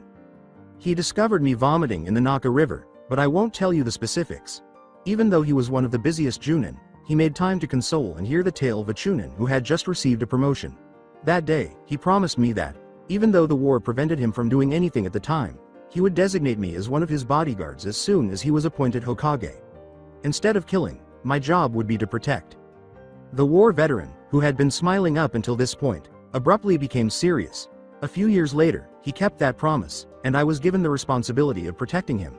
Despite my intense training to protect him, Yondaime Sama died, the Kyuubi was freed, and I returned to assassinations. In any case, I'm not a good bodyguard. I was only a new genin when he died, so I can't tell you much about the Yondaime, Anko said, quickly interrupting the conversation because he didn't like the mood at the moment. I can tell you about the fangirls and the Namikaze Minato's fan club, though, she said, pausing to think of a story to share. I only saw him from a distance. Fangirls. Naruto, who had just discovered the horror of possessing some of his own, shivered in fear as he asked. Oh yes, the snake's mistress said with a menacing grin. The Yondaime fan club was enormous and wasn't just for academy girls. Devoted members were also kunoichi, many of whom were Junins. Genma frowned and reflected, that's strange, I never saw any fangirls around Minato. They were far more nuanced than that, of course. Nothing less would have been acceptable to the president, the kunoichi said. President? As the leader of the fan club, she exercised strict control over it. Nobody ever objected to her directives. Who? Fascinated, the Senbon user asked. The most closely guarded secret in the group was who she was. She was never to be known to non-members, Anko added. Who? This time, Kiragawa Hiroto asked the question. The purple-haired woman grinned, happy that the other three shinobi were listening to everything she had to say, and after a brief pause, she finally answered, Uzumaki Kashina. What? No way. My dad's fan club had my mother as its president. After returning from a month-long diplomatic mission in which he replaced Tsunade as Konoha's representative for the biannual Chunin exam and the Alliance's meetings, which typically took place at the same time, Namikaze Uzumaki Naruto was on a self-assigned hunting mission. With the exception of one Uchiha, all of his friends and the majority of the villagers had welcomed him back at various points during the previous 3 days. Naruto was on the verge of despair after his best friend returned to Konoha nearly a year ago. He rarely saw anyone in public and only ever interacted with those who made the conscious effort to meet him, which was usually himself, then Sakura and Kakashi, and occasionally Sai, Ino, and surprisingly, Shikamaru. He never interacted with anyone else unless it was necessary for a mission. Training, meditation, and stalking Naruto seemed to be Sasuke's only pastimes. The Uchiha had taken his directive to become fixated on his blonde friend a bit too seriously. However, once he had the job, the Namikaze bemoaned the fact that his hectic training schedule as a Hokage candidate hardly gave him time to sleep, which was undoubtedly insufficient to carry out his plan to socially rehabilitate his best friend. Stupid, he should have looked there first when he eventually located Sasuke in one of the most remote training grounds. The man was shirtless, and Naruto's gaze was instantly drawn to his right shoulder. I see, congratulations are in order, you finally made ANBU. HNN, the man said, nodding slightly. You mean to say, thank you, when his friend confirmed it, the blonde guessed and grinned, saying, I'm finally getting better at Uchihis. Unfortunately, his attempt at friendliness was unsuccessful. Naruto. Sama, is there anything I can do to help you? The Raven formally inquired. He was worse than some of the foreign dignitaries, and Sasuke had insisted on treating him with the highest respect for the past 6 months since he was nominated as the Hokage candidate. The Seal Master winced, and every time he attempted to ask him why he was being so formal, the other was able to escape. You can actually stop referring to me as Naruto. Sama, Teme, he had to make an effort. In order to comply with the demand, the new ANBU merely bowed, remaining formal. Let him try to run. I'm sick of my best friend being so aloof. He just finished training and is tired while I'm not. Screw this, Blonde thought. You're constantly stalking me, so it's not like you don't give a damn. In addition, when I returned from the Land of Iron, my apartment was spotless and my refrigerator was stocked. I am aware that you are the only person who has managed to get past my security measures. Let's get it, then. Why has there been a shift in attitude over the past 6 months? Don't even try, Naruto said, catching Sasuke as he prepared to run away without responding. I'll find you, tie you up, and sit on you until you speak. I'm not concerned about the penalty Ba-san will impose on me for being late. Not that the last Uchiha wasn't a skilled shinobi, he was able to see that there was no way out of the predicament he found himself in. You became Hokage candidate a few weeks after you brought me back, he said, his shoulder lowering slightly. Yeah, and while distant, you weren't this freaky before then, the Namikaze said, urging his friend to go on. The day before your nomination, the Godem and a few others summoned me to talk about you. Oh no, he would pull out his prankster skills and discipline his other friends if they were to blame for Sasuke's formal demeanor and the sleep he had lost as a result. I wasn't threatened by them. The Raven had no trouble reading his silent language, so the Uchiha cut him off in the middle of his thoughts. They told me the lengths you went to prevent my execution and bring me back here, he said. It's possible that Ino shared some memories. Which ones? Which ones? And it was obviously in order this time. The tests for the seal and what you looked like after I ran you through with the Chidori. Before a realization hit him like a brick to the head, he decided, yeah, definitely dusting out the prankster's skills. You're feeling guilty? He questioned incredulously. Despite his obvious discomfort with the topic of the conversation, the other man acknowledged, a bit, but more like unworthy of your friendship. That is nonsense, TT Ibeo. The verbal tick he was attempting to eliminate, Naruto, came out in his outrage. Friends don't do what I did to you and stay friends, Sasuke countered. How about the brothers? It's clear that you still love Itachi in spite of everything he did to you. I have considered you more than a friend for a long time now, but family has always been a touchy subject with you, Naruto said with hesitation. Brothers may hurt each other sometimes, but they also protect each other, the Uchiha thought, so that might work. Oh, no, Kami. You're going to get even more overly protective now, aren't you? The blonde exclaimed in frustration. The glint in Sasuke's eyes spoke louder than his smirk. All right, however, you are no longer permitted to refer to me as Naruto. Sama. There is no formality between brothers. Whatever you say, Inoue. I assumed you were eager to discard the hat, TT Ibeo? The ceremony of succession was the following day, and Tsunade had finally deemed him ready to assume the role of Hokage. The last surviving Sannin was claiming that she was thrilled to leave the office, but here she was, doing paperwork. Good thing you're here, I was about to summon you, she said, gesturing to the many papers that cluttered her desk. Shut up, brat, I'm not cruel enough to leave you with this mountain to deal with on your first day. We have a lot to discuss, so please take a seat. Yes, I did figure it out. What comes first? The blonde consented, placing a chair in front of the desk that would soon be his and focusing solely on the Godem. Bodyguards. A new Hokage typically names his own bodyguards, distinct from his predecessors. The decision is crucial since they also serve as your security chiefs, planning the ANBU guard rotations and other associated tasks. They work full time and are hardly ever sent on missions outside of the village. All right, what standards should I use to choose them? Aware of the significance of this choice, Naruto asked gravely. Obviously, competence comes first. They must be able to perform their duties effectively. They will then be exposed to practically everything you do, including things that are classified. The older woman clarified. Attraction, you will live in each other's pockets, and even if they have to maintain a professional demeanor at all times, it is best if you work well together. For a few silent minutes, the future Rokudame thought, I believe Shiranui Genma is the ideal candidate to be my bodyguard's leader. He has experience, we get along well, and his devotion to Konoha is undeniable. His surrogate aunt gave her approval. Good choice, I almost chose him myself when I entered the office, she said. Then Izuki Yugo. Although she made some noise about leaving ANBU, she hired Tenten as an apprentice so that Guy's former pupil could take over when she eventually left. Tsunade went on to say, not to mention that she's highly respected among current and former ANBU members. Why not Kakashi, Yamato, or Sai? Well, Sai's skills are better suited for information gathering than defense. I would hate to end it, but Ino and he make a great team in many ways. Although I'm not entirely sure of the details, I do know that Kakashi Sensei left ANBU for a reason. Unless it's absolutely necessary, I don't feel comfortable asking him to remove his mask. You're preparing Yamato Taicho to succeed you as ANBU commander, so don't think I missed it. When his mentor gave him a proud smile, Naruto grimaced and said, I approve. But you knew all that, you just wanted to make me say it, Naruto said. He grumbled, I thought I was done with the tests. The woman laughed and said, never, adding, they're one of my principal sources of entertainment after all. She continued, ignoring the angry look from her successor. So that means Shiranui Genma, Izuki Yugo with Tenten as replacement, and Uchiha Sasuke are your final choices? Yes, he said, nodding, but when he finally took in what she had said, he stopped and gave her a wide-eyed stare. Wait, what? Sasuke.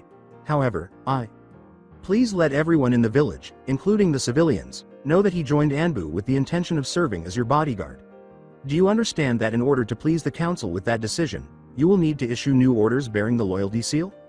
The blonde sighed, yeah, he had made it a point to never use the seal again after it was first applied, but it would be unavoidable if Sasuke were to be his bodyguard. I'll still ask for his permission, of course. If you think that the Uchiha would let the seal stop him from being part of your protection detail, then you're not as ready as I thought to wear the hat, the Sannin replied with kindness. I understand. It's merely the idea behind it. Well, what comes next? Naruto shifted the topic. Well, those old bastards finally retired, and I didn't name their successors, so you still have to pick your advisors. In addition, there are some highly classified files you need to be aware of, and I need to make sure you're informed on alliance-related issues, not to be forgotten. Naruto was too excited about his dream finally coming true, and Tsunade still had a lot of paperwork that she was finally determined to finish. It took hours, and by the time they concluded their conversation, the day had long since turned into night.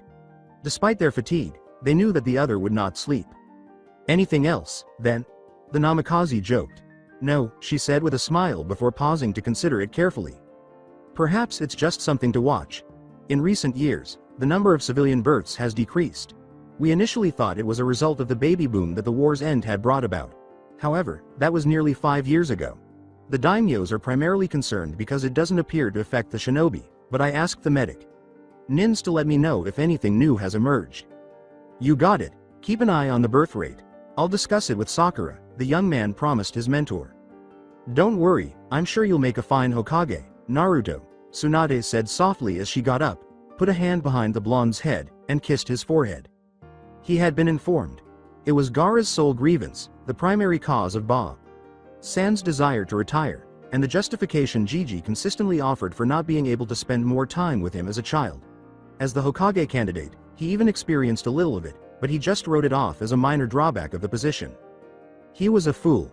At the moment, Namikaze Uzumaki Naruto, Rokudame Hokage of Konoha, was fighting an attrition-based battle. Paperwork, the scourge of all cages, was his adversary.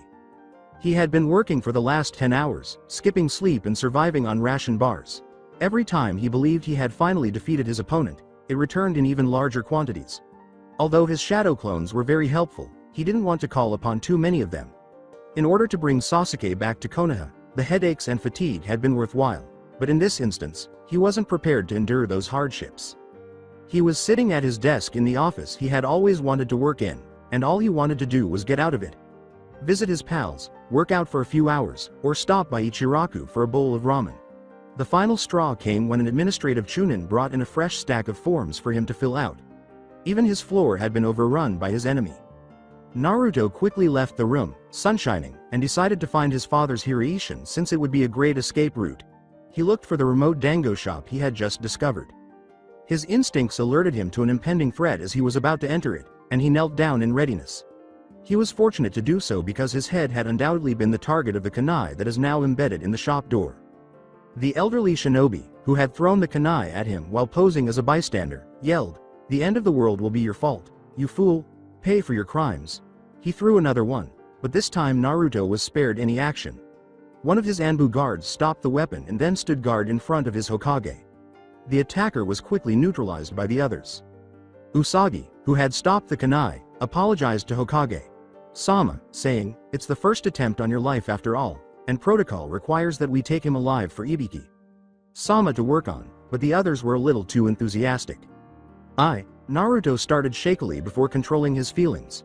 No matter, good job. Should I be expecting this situation to happen often? I don't think so, sir. Maybe a few fanatics like this one, but the world is presently at peace. You'll certainly be the target of less assassinations than Yondaime Sama, stated the former bodyguard of his father. The blonde Namikaze was about to inquire further about that topic when he became aware of a large number of potent chakra signatures rapidly approaching them. His ANBU guard stopped him as he tensed and reached for his weapon pouch. The elite shinobi's tone was as professional as ever, but there was a faint undertone of amusement. "No need to get alarmed, sir. This is only the cavalry drawn by the commotion," they said. Naruto did notice that the chakra signatures were familiar when he focused. Among them are those of Sakura, Kakashi, and Sasuke. He loosened his posture and readied himself to be pampered. When he wished for a diversion from the paperwork, that was not his true intention. After working hard as the Hokage for another day, Naruto was making his way home on foot. Few people were out on the streets because it was so late, which allowed him to walk around Konoha unhindered, something that is extremely uncommon these days. His loyal and vigilant shadow was always watching over his back, which was fortunate because he would be difficult to avoid a genin attack at this time. Later, Sasuke would undoubtedly chastise him for it, but his thoughts were focused on the encounter with Sakura earlier that day. We don't know what is causing it yet, but the declining birth rate of the civilians is approaching 35% with signs of it increasing even further. So far, it is not cause for worldwide panic. Some countries haven't realized it yet, but it definitely will be in the future if we don't do something. He could struggle with the paperwork and the dull meetings, but as the Rokudame, he was ready to repel an invasion, deal with infiltrators, sabotage, and assassination attempts. History had shown that, with assistance, he could even defeat a monster that made the Bijus appear tame. But he was not ready to accept that infertility would be the end of humanity.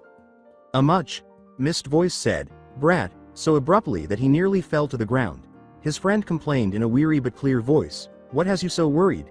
My last clear memory is definitely the Juubi exploding. The rest is a hazy blur.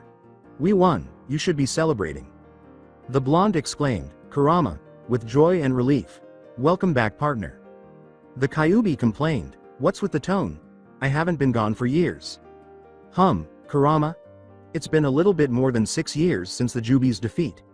You've been asleep since then. I tried waking you up, but nothing worked. In a panic, his pet exclaimed. What, Kurama?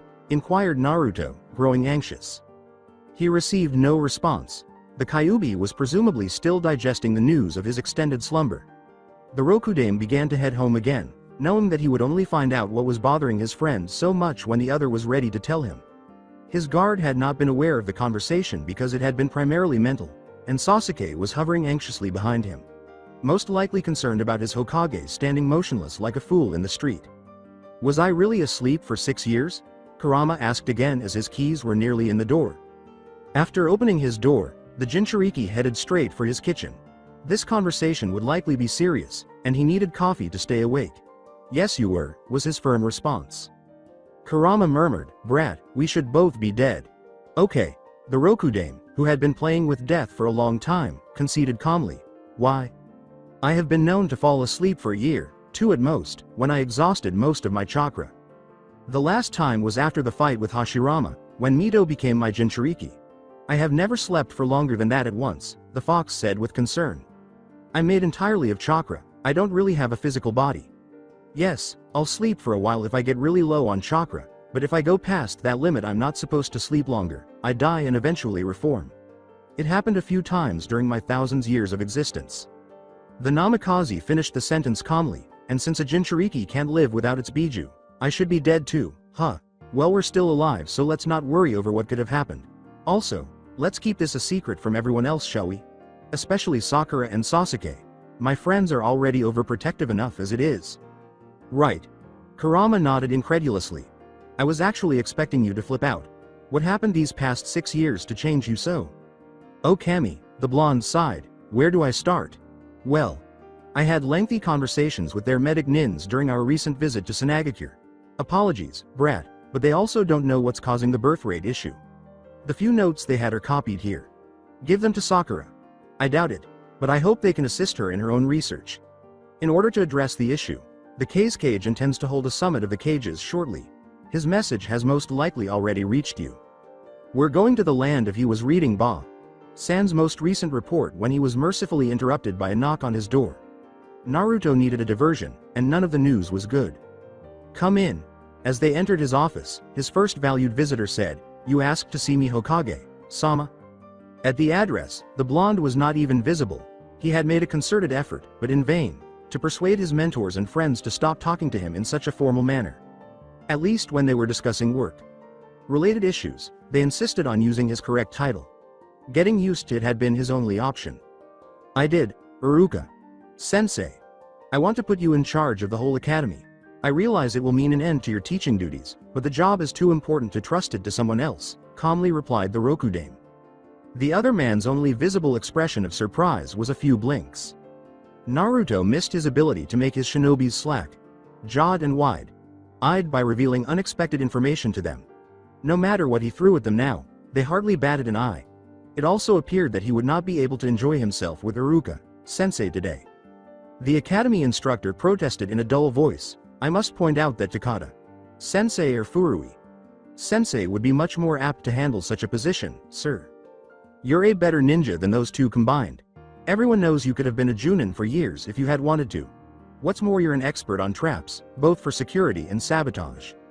That may be so, Iruka, who is always modest, grudgingly acknowledged, but I don't see how being stronger makes me better qualified for that post in particular. No enemy has even come close to the academy in recent years. That may be the case now, but my advisors and I agree that children will probably be at risk in the near future, the Hokage said in a somber tone. On behalf of the children, the teacher was immediately alarmed and exclaimed, What, who would cause them harm? Not harm, kidnap, explained the blonde, who appeared to be carrying the weight of the entire world. Who or why is currently classified, but are you ready to defend your future students should the need come? The Chunin saluted, I will do my best Hokage. Sama, but remained even after the conversation was obviously over. Is there a problem, Iruka Sensei? His shinobi mask vanished as his eyes softened. I realize that asking this is clearly unprofessional of me, but, he said, is everything alright, Naruto? Naruto let his desperation show because this was his first precious person, the mentor who had never stopped believing in him since then, and the one who had given him the Itachi he still cherished all these years ago. His voice was faint and frightened. No, Iruka. Sensei, nothing is alright. The decrease in births is bigger than ever. We don't know what is causing it or how to fix it.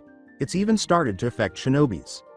With anguished eyes, he looked at the man and said, the best medic. Nins and researchers in the world agree that in 3 years, there probably won't be any children born at all. He didn't even want to admit the truth to himself. Not that things were improving. It had gotten worse, much worse, in fact. Previously, the only problem had been the falling birth rate. It was a horrible one, to be sure, one that threatened the future of their world and cost the leaders, doctors, researchers, and parent hopefuls many hours of sleep. Although it was still a terrifying issue, it had little impact on how the world operated on a daily basis. But this new crisis was. Although very old shinobi and samurai had also fallen victim to the unidentified disease, civilians were once again the ones most impacted. In his office, Naruto read report after report about people who had suddenly gone into a coma and died a few days later, never to be seen again. The only hint they had was that the shinobis appeared to be immune to this disaster, and there were no warning signs. The Rokudame had to fight harder and harder to hold back his tears of sorrow and despair as the list of fallen people continued to grow. If his people didn't have a strong leader, Konoha would descend into chaos due to fear and panic. Later, when he was alone in his house, as he had done nearly every night for the past few weeks, he could break. His pink-haired teammate barged into his office as he was composing yet another short letter of condolence, this time to the Mizukage who had recently lost her civilian husband. Haruno Sakura was undoubtedly the person in Konoha who was under more pressure than the Hokage. The young Kunoichi was in charge of all village medical-related issues while Tsunade was still on the road and Shizune-san led the Alliance's research activities in the Land of Iron. In other words, people looked to the young woman for answers if they were looking for strength in the blonde. Sakura had been looking terrible for the past month, but now she was gasping for air and shakily standing in front of his desk, looking even worse. Even though the shadows beneath her eyes were always there, the tears that poured out of them without seeming to stop or the shaking in her normally steady hands were unexpected and frightening. She began, Hokage. Sama, I have something to report, in a firm, unwavering voice that was full of grief and self-loathing. I know what is causing the deaths and the declining birth rate. Naruto asked, the two matters are related after all? Knowing that she wouldn't let herself cry and that he would only console her after finishing her report and the orders that followed. Yes sir, they both are due to a shortage of chakra. The Namikaze's shocked eyes grew wide. Shinobi deaths from chakra exhaustion were uncommon but not unheard of. Civilian deaths were never. Please give me some time to write an official report with the technical details. I also need to test if we, humans, are the only things affected in the world, she said in a firm yet professional voice. Of course, but give me a brief summary. Yes sir, Sakura said, pausing to find the appropriate phrase. Something, we don't know what yet, is slowly draining people's chakra. The reason why shinobis are less affected is because we have significantly more of it, so the effects take a longer time to happen. As you are aware, we recently discovered that a large amount of chakra is needed to conceive, and the mother must produce even more during the pregnancy as she supplies not only herself but her unborn child as well. Naruto remarked, I see, it makes sense, and the deaths? Tsunade's apprentice paused and scowled before adding, I don't know yet why no shinobi detected the drop in chakra however. Civilians don't use chakra, so they are not used to detect its level. My guess is that they simply didn't notice until it was too late and their body had so little left that it forced itself into coma. With his mind already reviewing the implications of this report and the necessary actions, the Hokage asked, and when do you think you will be able to give me a complete report? With only Konoha's resources? 2 to 3 months. A few weeks if I have access to those of the Alliance and the different countries, said his chief medical officer. Don't worry, you'll be given everything you need to work on this, the blonde swore resolutely. Sakura's body trembled more violently as she said, thank you, Hokage. Sama. I also have something else to report. It is related. She was unable to look him in the eyes and hung her head. Go on, the blonde Team 7 member begged, fervently hoping to finish his Hokage's tasks so he could give her a hug. Once more, she spoke without faltering, but it was obvious that she was about to lose it. This morning, Junin Rock Lee was admitted into the hospital having fallen in coma during the night, she said. He was the first shinobi victim and as such I used medical techniques that can't be used on civilians. One of them is to force the patient's own chakra to repair the damage. Civilians don't have enough of it for the technique, unlike shinobis, but Lee may be a shinobi, but has the chakra level of a civilian. Naruto finished, trying to hide his feelings by closing his eyes. I forgot, revealed Sakura. He was dead almost instantly. To regain his composure, the Rokudame inhaled deeply. They might both collapse in a few more minutes and with a few more commands. Hachi, he commanded, calling forth one of his ANBU. In front of the Rokudame, his female guard immediately assumed her customary position, kneeling on one knee with one fist on the ground and the other over her heart. The Rokudame gave the order, send words to the Godem that she needs to come back in a hawk missive to the other cages about an emergency meeting. Also tell Kakashi that I'm putting a ban on all ninjutsus until further notice, and that as the Junin commander it's his job to enforce it. After giving the necessary instructions, his tone eased and a hint of grief and sympathy entered his voice. Once you're done, go and find Karasu and inform him that he's on duty for the next 24 hours. Take a break to mourn your loss and please ask Usagi to make sure Guy is okay. One of the two remaining members of Team Guy said, yes sir, and then he departed with Asuncion to carry out his directives. When Sakura and Naruto were the only people left in the office, the Kunoichi at last looked up into his eyes. It's my fault, I killed him, Naruto. The blonde said, he was the reason you found the cause of the deaths, right? Before getting to his feet and reaching out to touch his friend's shoulder. Yeah, but still Then I'm sure he's not too mad at you, not if what you found could save Tenten and everyone else's life. In a tiny voice, the young woman with pink hair asked, do you think I'll be allowed to name this disease after him? So that he's never forgotten. She sniffed a lot. Decisively, Naruto said, no, we'll name the cure after him. Their world literally fell apart when they heard the news. After Sakura was found, there was an emergency cages summit. Almost immediately after, there was a larger one with all the smaller villages, and each leader was given the responsibility of alerting their respective daimyos to the dire situation and emphasizing the need for secrecy. For several months, they had managed to keep the information about what had been called the chakra black hole under wraps, but eventually the secret would come out. The world they lived in was dying. Chakra was being depleted, which was necessary for all living things to survive. Humans would be the first to go extinct because they were the most dependent on that energy. After a few more years, the animals, insects, and vegetation would eventually take over until their world was reduced to a desolate and barren landscape. The theory was unclear to Naruto, but in some way, the explosion of the overloaded Juubi had left a hole that drained chakra more quickly than living things could produce it. Kurama's siblings, whose chakra had been loose in the world while they were being reformed, had been the reason for their brief period of grace. The drain had left the humans' chakra alone for a while because it had locked on that one first. Since Kurama and Gyuki were the only two remaining Bijus, it is unnecessary to mention that they would never reform. It's also unnecessary to say that the populace had taken the news of their impending death very seriously. There were very few locations where the authorities still held power outside of the secret villages that had ceased to accept missions. Riots frequently broke out as people allowed their despair to control them. Furthermore, Naruto was powerless to assist. It was painful for him to finally realize that he couldn't save everyone and that he needed to set priorities. They had found 5 people who were not impacted by the drain. A young genin had grown weary of naming them all and had begun referring to them as the immunes, which swiftly spread to the other shinobis. Along with B, Gaara, Tsunade, and Sasuke, Naruto was one of the 5. The Bijus were thought to be immune because they were a part of the monster itself, whereas the Senjus and Uchihas were directly descended from the Sage of the 6 Paths, who had a complex history with the Juubi.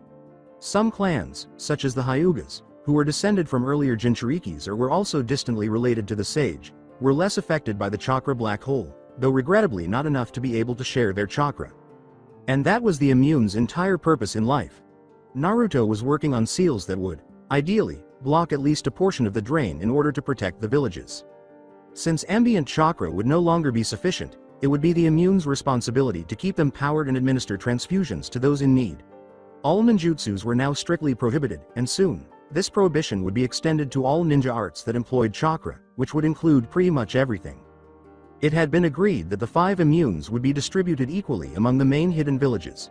The smaller villages and samurais would be integrated into the larger ones, and refugees would be welcomed. The main hidden villages were essentially playing turtles, withdrawing into themselves and allowing the world to burn in spite of those facts. Tsunade and Sasuke would be sent to Kiri and Iwa, respectively, while Naruto, B, and Gaara would stay in their hometown village. He himself detested that action, but if only he could persuade the unyielding Uchiha of its necessity. Naruto frequently found himself perched atop his father's head, where he could sit among his hair's spikes and look out over his cherished village, when he was feeling down about life. There, he reminded himself of the things that needed to be safeguarded and the costs he was prepared to incur in order to achieve this. In the meantime, whenever Sasuke felt that way, he would wander along the banks of the Naka River. Though he never inquired, the Kyuubi Jinchuriki had a suspicion that it had something to do with the memory of Shisui, the massacre's first victim. As anticipated, the Rokudame discovered the raven on the banks of the Naka River, nearly hidden by the evening light's long shadows and invisible to everyone but those who knew exactly where to search. He stood stiffly, staring at the water as though it had insulted him directly. Knowing that the inevitable confrontation would be challenging, the blonde said, "Sasuke," with hesitation. The only indication that his best friend was even aware of Naruto's presence was the further stiffening of his shoulders. He did not respond or turn to face him. "Sigh.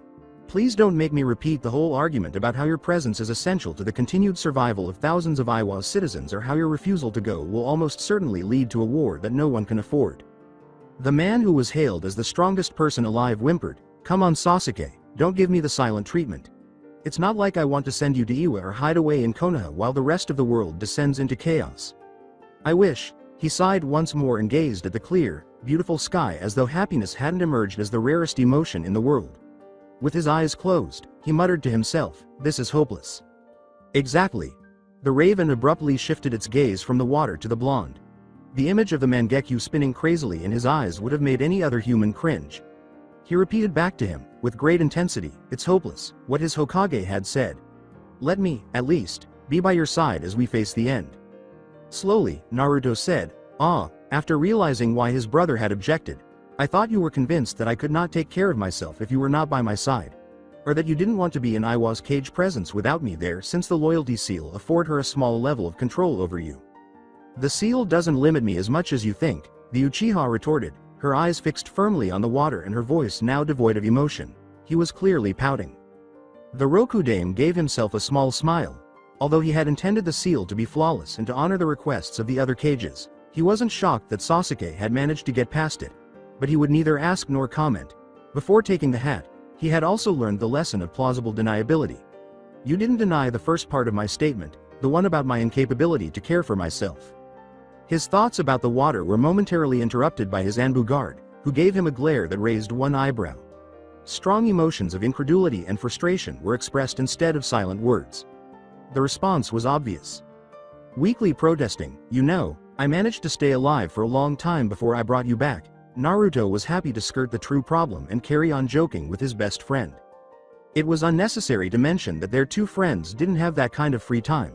"Sakura and Shikamaru did a good job," the Uchiha said, continuing to avoid his Hokage, "but you need a full-time babysitter. They hardly had time to eat or sleep because they were so busy." "I have other ANBU guards beside you," he said.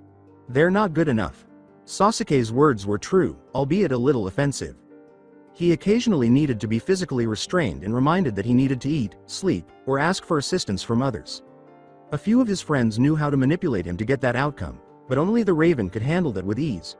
Naruto began to say, "There's always Kakashi-sen," but stopped before finishing the sentence. Their sensei was an incredible man, but he had no interest in caring for others. After that, both shinobi fell silent, each absorbed in his own thoughts until it was pitch black and the Rokudame reluctantly acknowledged that he had to return to his work. A weary whisper, "I could order you to go," he said. With the same tone, the Raven concurred, and I would obey. After inhaling deeply, he turned to face his Hokage. Even though his eyes had returned to their typical black color, they were still filled with rage and despair. "I don't want to go. I really don't want to leave you, yet I'll go to Iwa since it's your wish." "Thank you." Naruto's entire body sagged with a mixture of relief and loss after he finally got Sasuke's approval. They would be apart for a long time, and there was no assurance that they would ever be reunited in their current environment. But his shadow was not finished. "But if the end comes, I'm coming back. I will not be away while you're dying in Konoha." The man who would likely be Konoha's final Hokage questioned, "Even if there's nothing you can do to help me? Even if you're dying too?" "Yes." "Fine," Naruto conceded after a brief battle with himself. "If the situation looks like it is truly hopeless, like the end is actually near, you have my permission to abandon your post and seek me out at any cost. I too, would prefer to leave this world with you by my side. One of the few bars in Konoha that remained open was the Drunken Tree. The survivors had moved toward the Hokage Tower, leaving the rest of the village behind, with more than 70% of the civilian population dead and nearly 25% of the shinobi dead. The only people who remained in their compound were the Nara, who held fast to their responsibilities in the deer's sacred forest. Konoha had fallen silent, with no more children's yells and laughter echoing through the streets, no more hawkers advertising their wares, and no more explosions from ninjutsu training shinobi. Even more than was typical of shinobi, everyone's eyes were filled with anguish and sorrow. But not tonight. Cheers and songs filled the remaining bars in Konoha tonight. Every last citizen who wasn't currently on duty was lamenting the loss of a hero. They were paying tribute to him in the only way he would have desired. Konoha was honoring Killer Bee's sacrifice tonight. As the Hokage, Naruto would normally have been in charge of overseeing the formal celebration held at the Drunken Tree, but he assigned the responsibility to Karui, Choji's wife and a friend of the late Jinchuriki. The former Kumo Nin took the stage once more to offer her eulogy in support of the recently arrived shinobi who had finished their work shift. B was a great man, she started, her voice a little slurred from all the drinks she had already had. The woman paused for a moment, and when she resumed, her voice broke, the powerful Kunoichi finally overpowering her emotions. He was Kumogakure's hero and his popularity was more than earned. He always had a kind rap or two for his fans, he was an ideal most of us aspired to. B died the way he always wanted to, protecting his fellow Kumo shinobis. The village was attacked by a great number of the outlaws that have started to appear since the situation took a turn for the worst. They were after our resources and they were repelled, but not without immense efforts on the Kumo shinobi's part. As a Jinchuriki and one of the 5 immunes, B had a massive amount of chakra.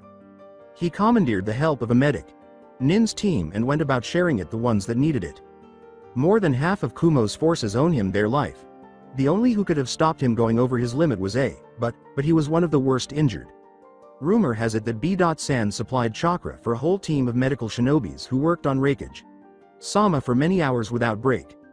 Only when he was certain that his brother would survive did he stop, and fell on the floor, dead of chakra exhaustion.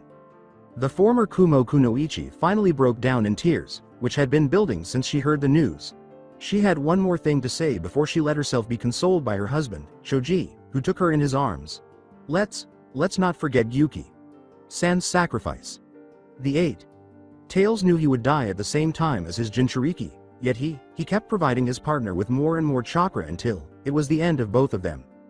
To B and Yuki, Naruto took over with ease, raising his drink for a toast. To B and Yuki, the audience chanted, "You said this was important?" Yamato. Taicho answered more gravely than usual, "Yes, Hokage. Sama, this could probably save countless lives. As you're one of the only 4 people left that are immune to the chakra black hole, you've been donating as much of your spiritual energy as possible to others." "Yes, I'm aware," Naruto said, sounding a little sour. "Sasuke, Tsunade and Gaara are doing so as well. What he is trying to say, kid, is that you could do more. You're wasting a lot of your chakra because of your lack of control over it," Genma said bluntly. "I thought it was common knowledge that I have so much that it's hard to control?" According to his former sensei, "Yeah, we know Naruto, but in the current circumstances that's not an excuse," he said gently.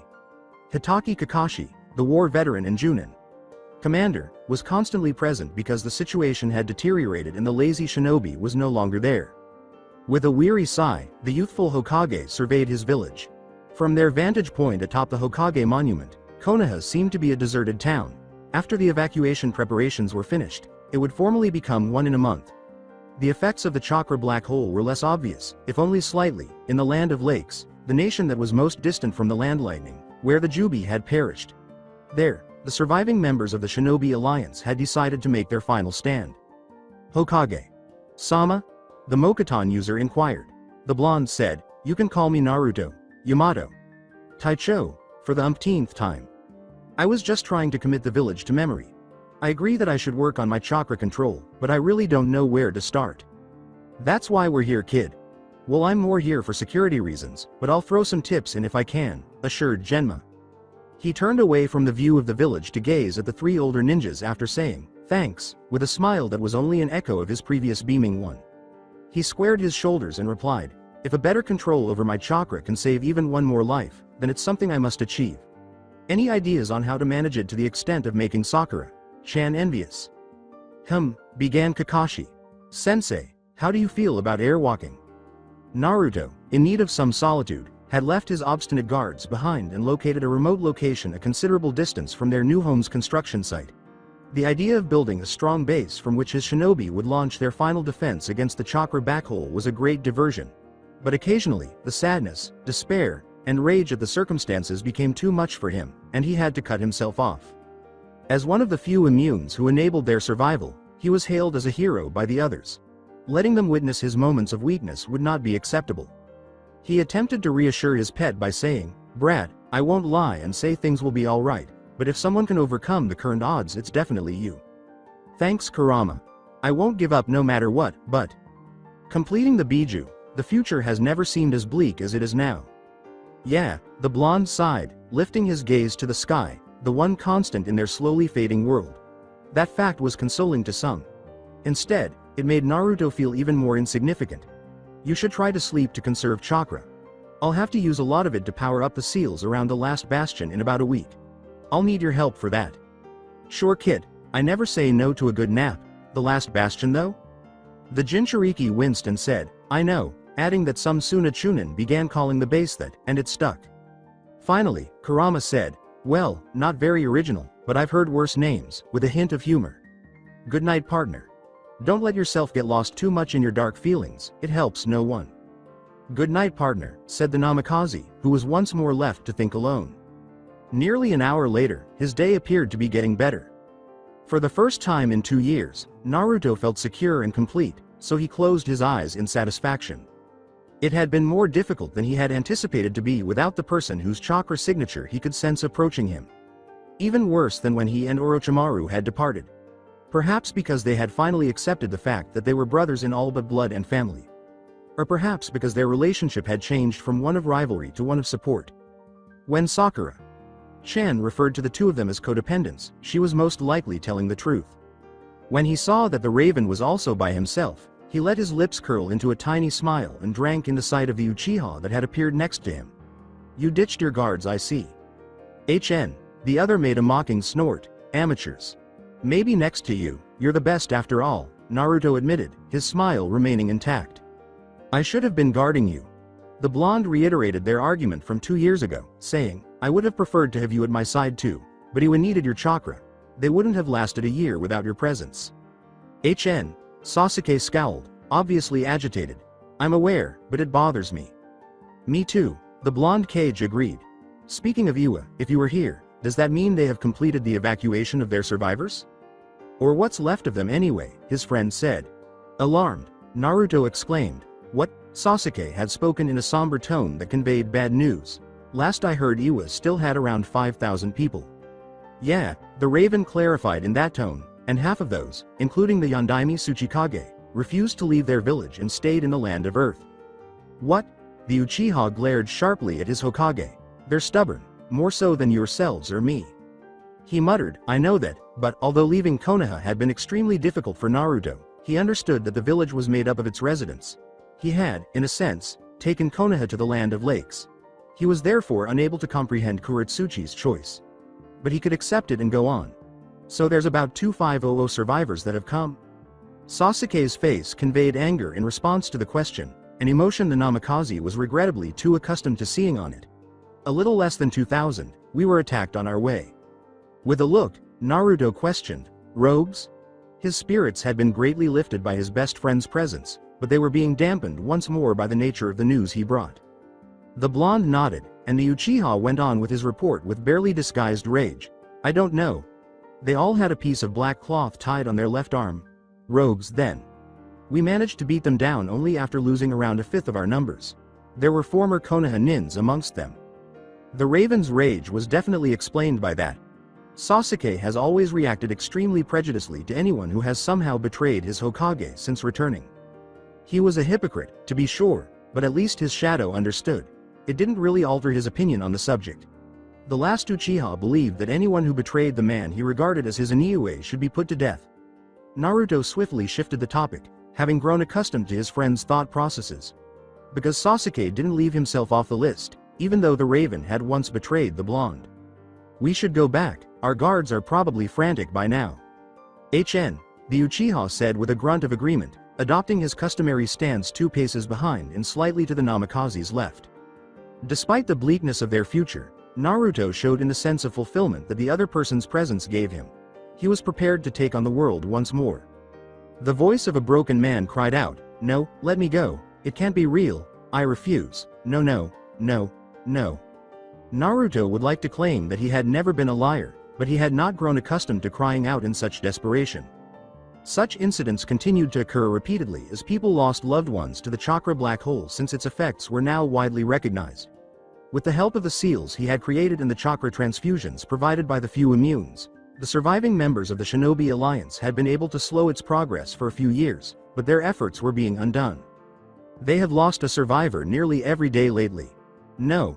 Naruto rushed toward the voice, realizing it was familiar. His destination was a nondescript, one in roughly 1,000 in the fortress, where Akamichi Choji wailed frantically at the sight of his daughter while being held back by 4 shinobis.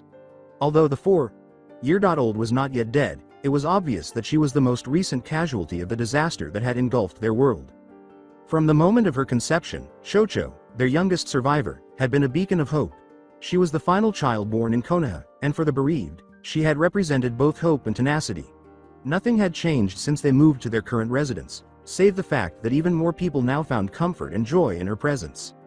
One of the few people who could still make Naruto smile honestly was the young girl, with whom he was enamored. Everyone had agreed that her survival was the most important thing. The Rokudame, who was always among the first to receive a chakra transfusion, couldn't remember how many times he had personally ensured that she had enough chakra to last another week.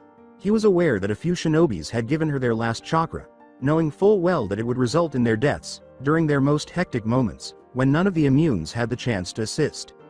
But it had been for nothing. Damn it, she had 3 more days until her next transfusion was scheduled. Before putting on his Hokage mask, Naruto let his grief consume him for a few seconds. He made himself look at his shattered shinobi instead of Chocho's body. He might as well have remained silent because his words had no impact on the man. "Choji, I'm so sorry, there's nothing that can make this situation brighter, but you need to gain back control. People need you and..." With a sigh, the Rokudame tried again, this time in a tone that he knew none of his subordinates could ignore. He commanded, "Shinobi, look at me." The Akamichi's spine straightened and his eyes met his Hokage's, instincts cultivated from a lifetime in a military society. "She's gone," the blonde said kindly but ruthlessly. "She's gone, but there are others that need your strength. You have to pull yourself together for them. Shikamaru needs you, I need you." His shinobi dutifully replied, "Yes Hokage." Sama, but Naruto was alarmed by the monotone tone and his vacant glaze. "I've been in this situation too many times to not know what you're thinking, but Choji, it's not worth it. She wouldn't want you to do this, not for her. You'll join her eventually, probably sooner than later," he said quietly. His friend repeated, "Yes, Hokage." Sama, but this time he said it with resignation. Naruto didn't care if he agreed with what the blonde had told him or if he was just following his Hokage's implied orders. His relief at not losing another close friend was too great. It wasn't necessary to add her father's death to Chocho's already tragic one. "Bring him to Nara Shikamaru, and ask Haruno Sakura to come here," he ordered the other shinobi in attendance. They replied, "Yes sir," before departing to carry out his directives. Naruto, by himself, slid to the ground and leaned against the wall. He was so distraught that he had hardly had the strength to assist Choji. Not one remained for himself. In recent years, the phrase, "be strong for others in public and break down in private," had all but become his motto. He and they couldn't continue in this manner. "We're screwed," said emphatically as usual. The room contained all of the survivors' highest-ranking members. Even though the shinobis still had a tendency to follow the remaining cages almost mindlessly, they decided in an assembly what would happen to the people who lived in the last bastion. "Some of us might be able to survive for another 2 years, but that's a generous estimation," explained Ao, the unofficial leader of the remaining Kiri shinobis since the Mizukage's death. "The chakra black hole is gaining on us. No relocation, blocking seals, or chakra transfusions will stop or delay the calamity this time." With an imploring gaze on Naruto, one of the Taki Junin asked, "Can't we do something? Maybe some kind of seals to stop the drain of chakra?" With emotion, the final Hokage of Konoha remarked, "I tried. After years of working on the issue, the seals around our island are the best I can do. It's a rather crude and simplistic image, But imagine a bath filled with water to represent our world and the chakra it contains. What we're fighting against is like a hole at the bottom from where the water is flowing out, Tsunade Ba-san said with no emotion. Naruto hardly recognized his mentor because the woman had been numb for years. We, immunes, are like buckets that try to fill the bath again. Unfortunately, we are not big enough to manage it. But the seals, the Junin put forth once more. To keep with the bath metaphor, my seals are an attempt to plug the hole. But since it grows larger and larger, they're not efficient enough. So make better ones, the man who was unsure of when to give up said. Troublesome, Shikamaru interrupted, fed up with the pointless dispute. Any seals more efficient would demand too much chakra to activate and maintain them. Which would bring us back to the present situation. Despite our best efforts, chakra will completely run out in 2 years. What do we do? The lone samurai among them asked. Just to be sure, there is absolutely no way to stop the constant drain of chakra. Despite having mostly gray hair, a left arm that ended at the elbow, and many visible scars on his skin, he exuded more dignity than the majority of the shinobi in the room. No, a variety of voices said definitively. The warrior came to the conclusion that, then our only course of action left is to choose how we will die. His words were met with silence. Even though shinobi were always fighting for their lives, no one could dispute the veracity of the man's assertion. There was nothing left for Naruto to argue with, despite his repeated vows to never give up. One of the Iwa Junin cried out, "Damn it," shattering the gloomy atmosphere. All of this because of the Juubi, if only. If only we could stop the drain of chakra, if only there were more immunes. If only so many of our forces had not lost hope and joined the rogues. If only we had not so utterly failed the Jinchurikis that they were left without protection against the Akatsuki. If only Madara hadn't summoned the Juubi. If only we could turn back time and stop it. If only none of these events had happened, Gaara said with a dead voice. There are so many, if only, and between all of us we probably thought of them all. Unfortunately, our reality is what we must work with, not some. Sasuke worriedly interrupted, Naruto? The Namikaze's mind was fixed on something Gaara had said, and he was motionless. This immobility was unusual for someone as active and vibrant as he was. For people who knew him well, it caused serious concerns. At last he said, Shika, how did I become a seal master? You began by pestering Kakashi Sensei for the basics, then you spent many months in the ruins of Uzushio examining some complex seals, and finally it took years of self-study before achieving your mastery, the Nara said, scowling in bewilderment and not understanding the blonde's line of reasoning. And what kind of seals did I find in Uzushio? You once told me that one of the seals was capable of mass destruction on the same scale as the Juubi. The others, Shikamaru fell silent, his eyes widening as he finally understood what his Hokage was thinking. 4 seals, all had been forbidden by your ancestors. You found a time travel seal, he said incredulously. Those words unleashed chaos. People started yelling at one another. Some were incredulous, while others were demanding more information. A couple of them even yelled at Naruto accusingly for not bringing it up earlier. Boomed, enough. To reinstate order. He looked into the Rokudaim's eyes with all of his seriousness once he had everyone's attention. I've been Reikage too long to still believe in miracle solutions. What's the catch? When he responded, the Kyuubi's Jinchuriki's eyes were just as serious. The one who activates the seal must have an insane amount of chakra, the kind of amount that will deplete the majority of Kurama and Ai's reserves. Furthermore, one can only go backward in time and no more than double the age of the user. You're not going alone, said Sasuke, who was always extremely protective of Naruto. The blonde fought the impulse to roll his eyes in frustration. Don't worry Sasuke, you can come too if we actually decide to use the seal. We don't have any other option, said A, but I'd still like to hear why it was considered a forbidden seal and how it works since we're more than desperate enough to consider anything at this point. Like I said, it's impossible to go backwards more than double the age of the user, and as I'm the only one with enough chakra to activate the seal, that means about 58 years in the past is our maximum time frame. Unfortunately Madara was already in hiding by that time, but it's highly likely we wouldn't have been able to go back that far anyway. Why? Replied Gaara. While it's regrettable that Madara would be inaccessible, with so much time on our hands we go be thorough fully prepared for when he did came out of his hole. True, replied Naruto, but like with everything these days the problem is a lack of chakra. The user, me, needs to spend a fixed amount of it to activate the seal. Then, the user and all of those going with him to the past needs to each spend an amount of chakra that is proportional to the number of years going backwards. By that time, Kurama and I probably would have only enough for a 40 years jump, and that's a generous estimate. With tentative longing and hope in her eyes, a relatively young Taki Junin began, Sir, it was implied in your previous answer to Uchiha Sama, but can you really bring back others people with you? She asked. Even though all of the shinobi in this room were technically equal in power, Naruto made it a point to look at each face solemnly from his position at the head of the room, where everyone continued to treat the former Kages with deference. A little under 60 people were present, the majority of whom were Junins, with a small number of Chunins who were leaders in their respective fields due to their skills. If we were talking about a 2 years jump, then everyone in this room could come. That number would dwindle as we increase the quantity of years. Past 10 years, only the immunes have enough chakra, and since the Juubi exploded a little more than 13 years ago. We can't come, the woman who had posed the question said. Okay, she said quietly to herself once, then more resolutely. Okay. What do you need us to do, Hokage Sama? Gaara said, for now, nothing except help planning this operation, before the blonde could persuade anyone else to recklessly rush into a situation with him. Yeah, Blonde said, grinning wryly at his friend with red hair. Gaara could read him like an open book, even after he had acquired the poker face and countenance of a Kage. He had just been about to request volunteers to accompany him back to the Uzushio ruins. We need to decide when and where we're going back, create the seal, which is going to take months of research on my part and another few of actually drawing it.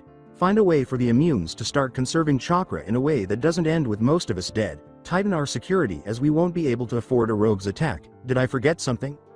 Tsunade said, find a way around the chakra drain for Sakura to take my place, without arguing.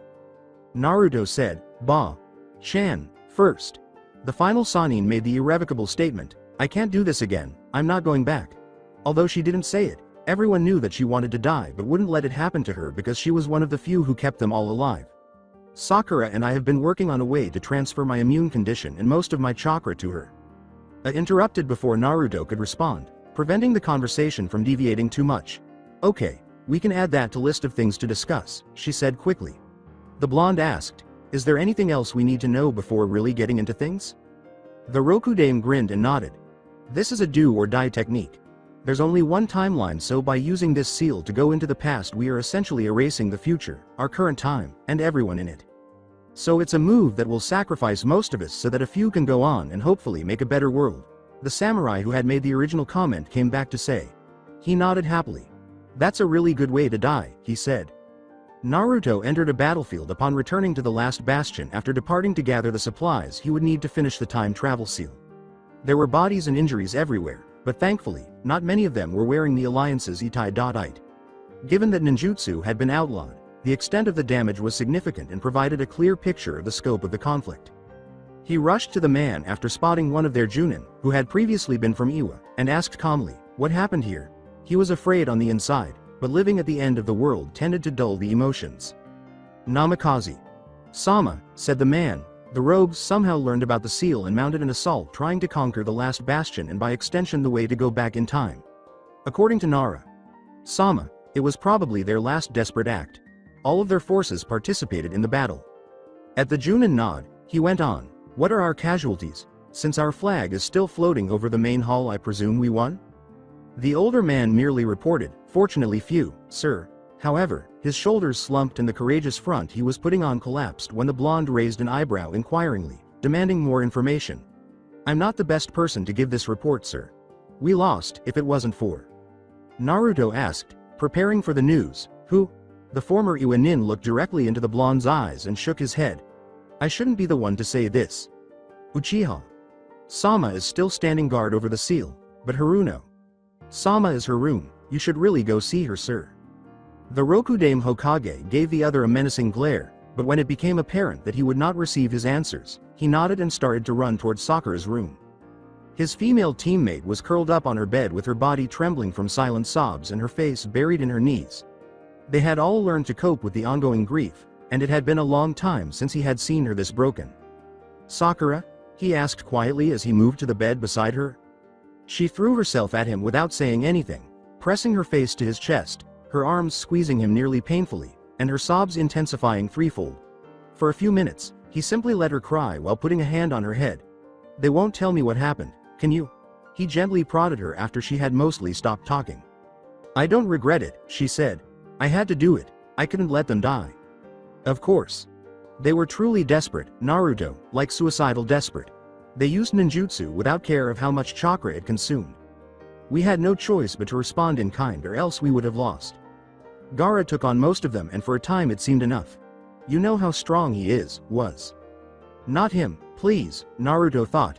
Despite her friend's distress, the pink-haired Kunoichi had already begun and seemed unable to stop. We had greatly underestimated their numbers and in the end, between defending the seal, our greenhouses and us, it was just too much. His death made most of our forces snap, and it wasn't long after that there were no enemies left alive. But so many of the Alliance shinobis were fatally wounded and even more only had a few hours of chakra left. I know I shouldn't have, we swore. The blonde asked, fear beginning to seep into his heart, Sakura-chan? I'm sorry, Naruto, I'm so sorry, she said, raising her head to reveal that there was only one diamond left on her brow. I don't regret it, I couldn't just let them die when I was able to save all of our friends' lives. 4 diamond storage seals had to be made in order to implement the method that Sakura and Tsunade Ba-san had developed to transfer the majority of the older woman's chakra to the younger. To use the seal, she required all 4 of them. The only person who could travel back in time was Sasuke, and he departed. He would have favored a low-key farewell, with only their closest friends present to witness them set out on the most significant journey of their lives.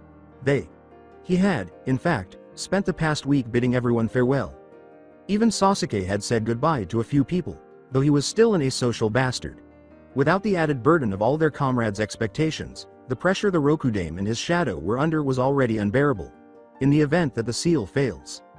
Thus, it is clear that Naruto would have favored a low-key, private farewell. However, today was not about Sasuke and him. Rather, it was about everyone who was there and everyone who ought to have been.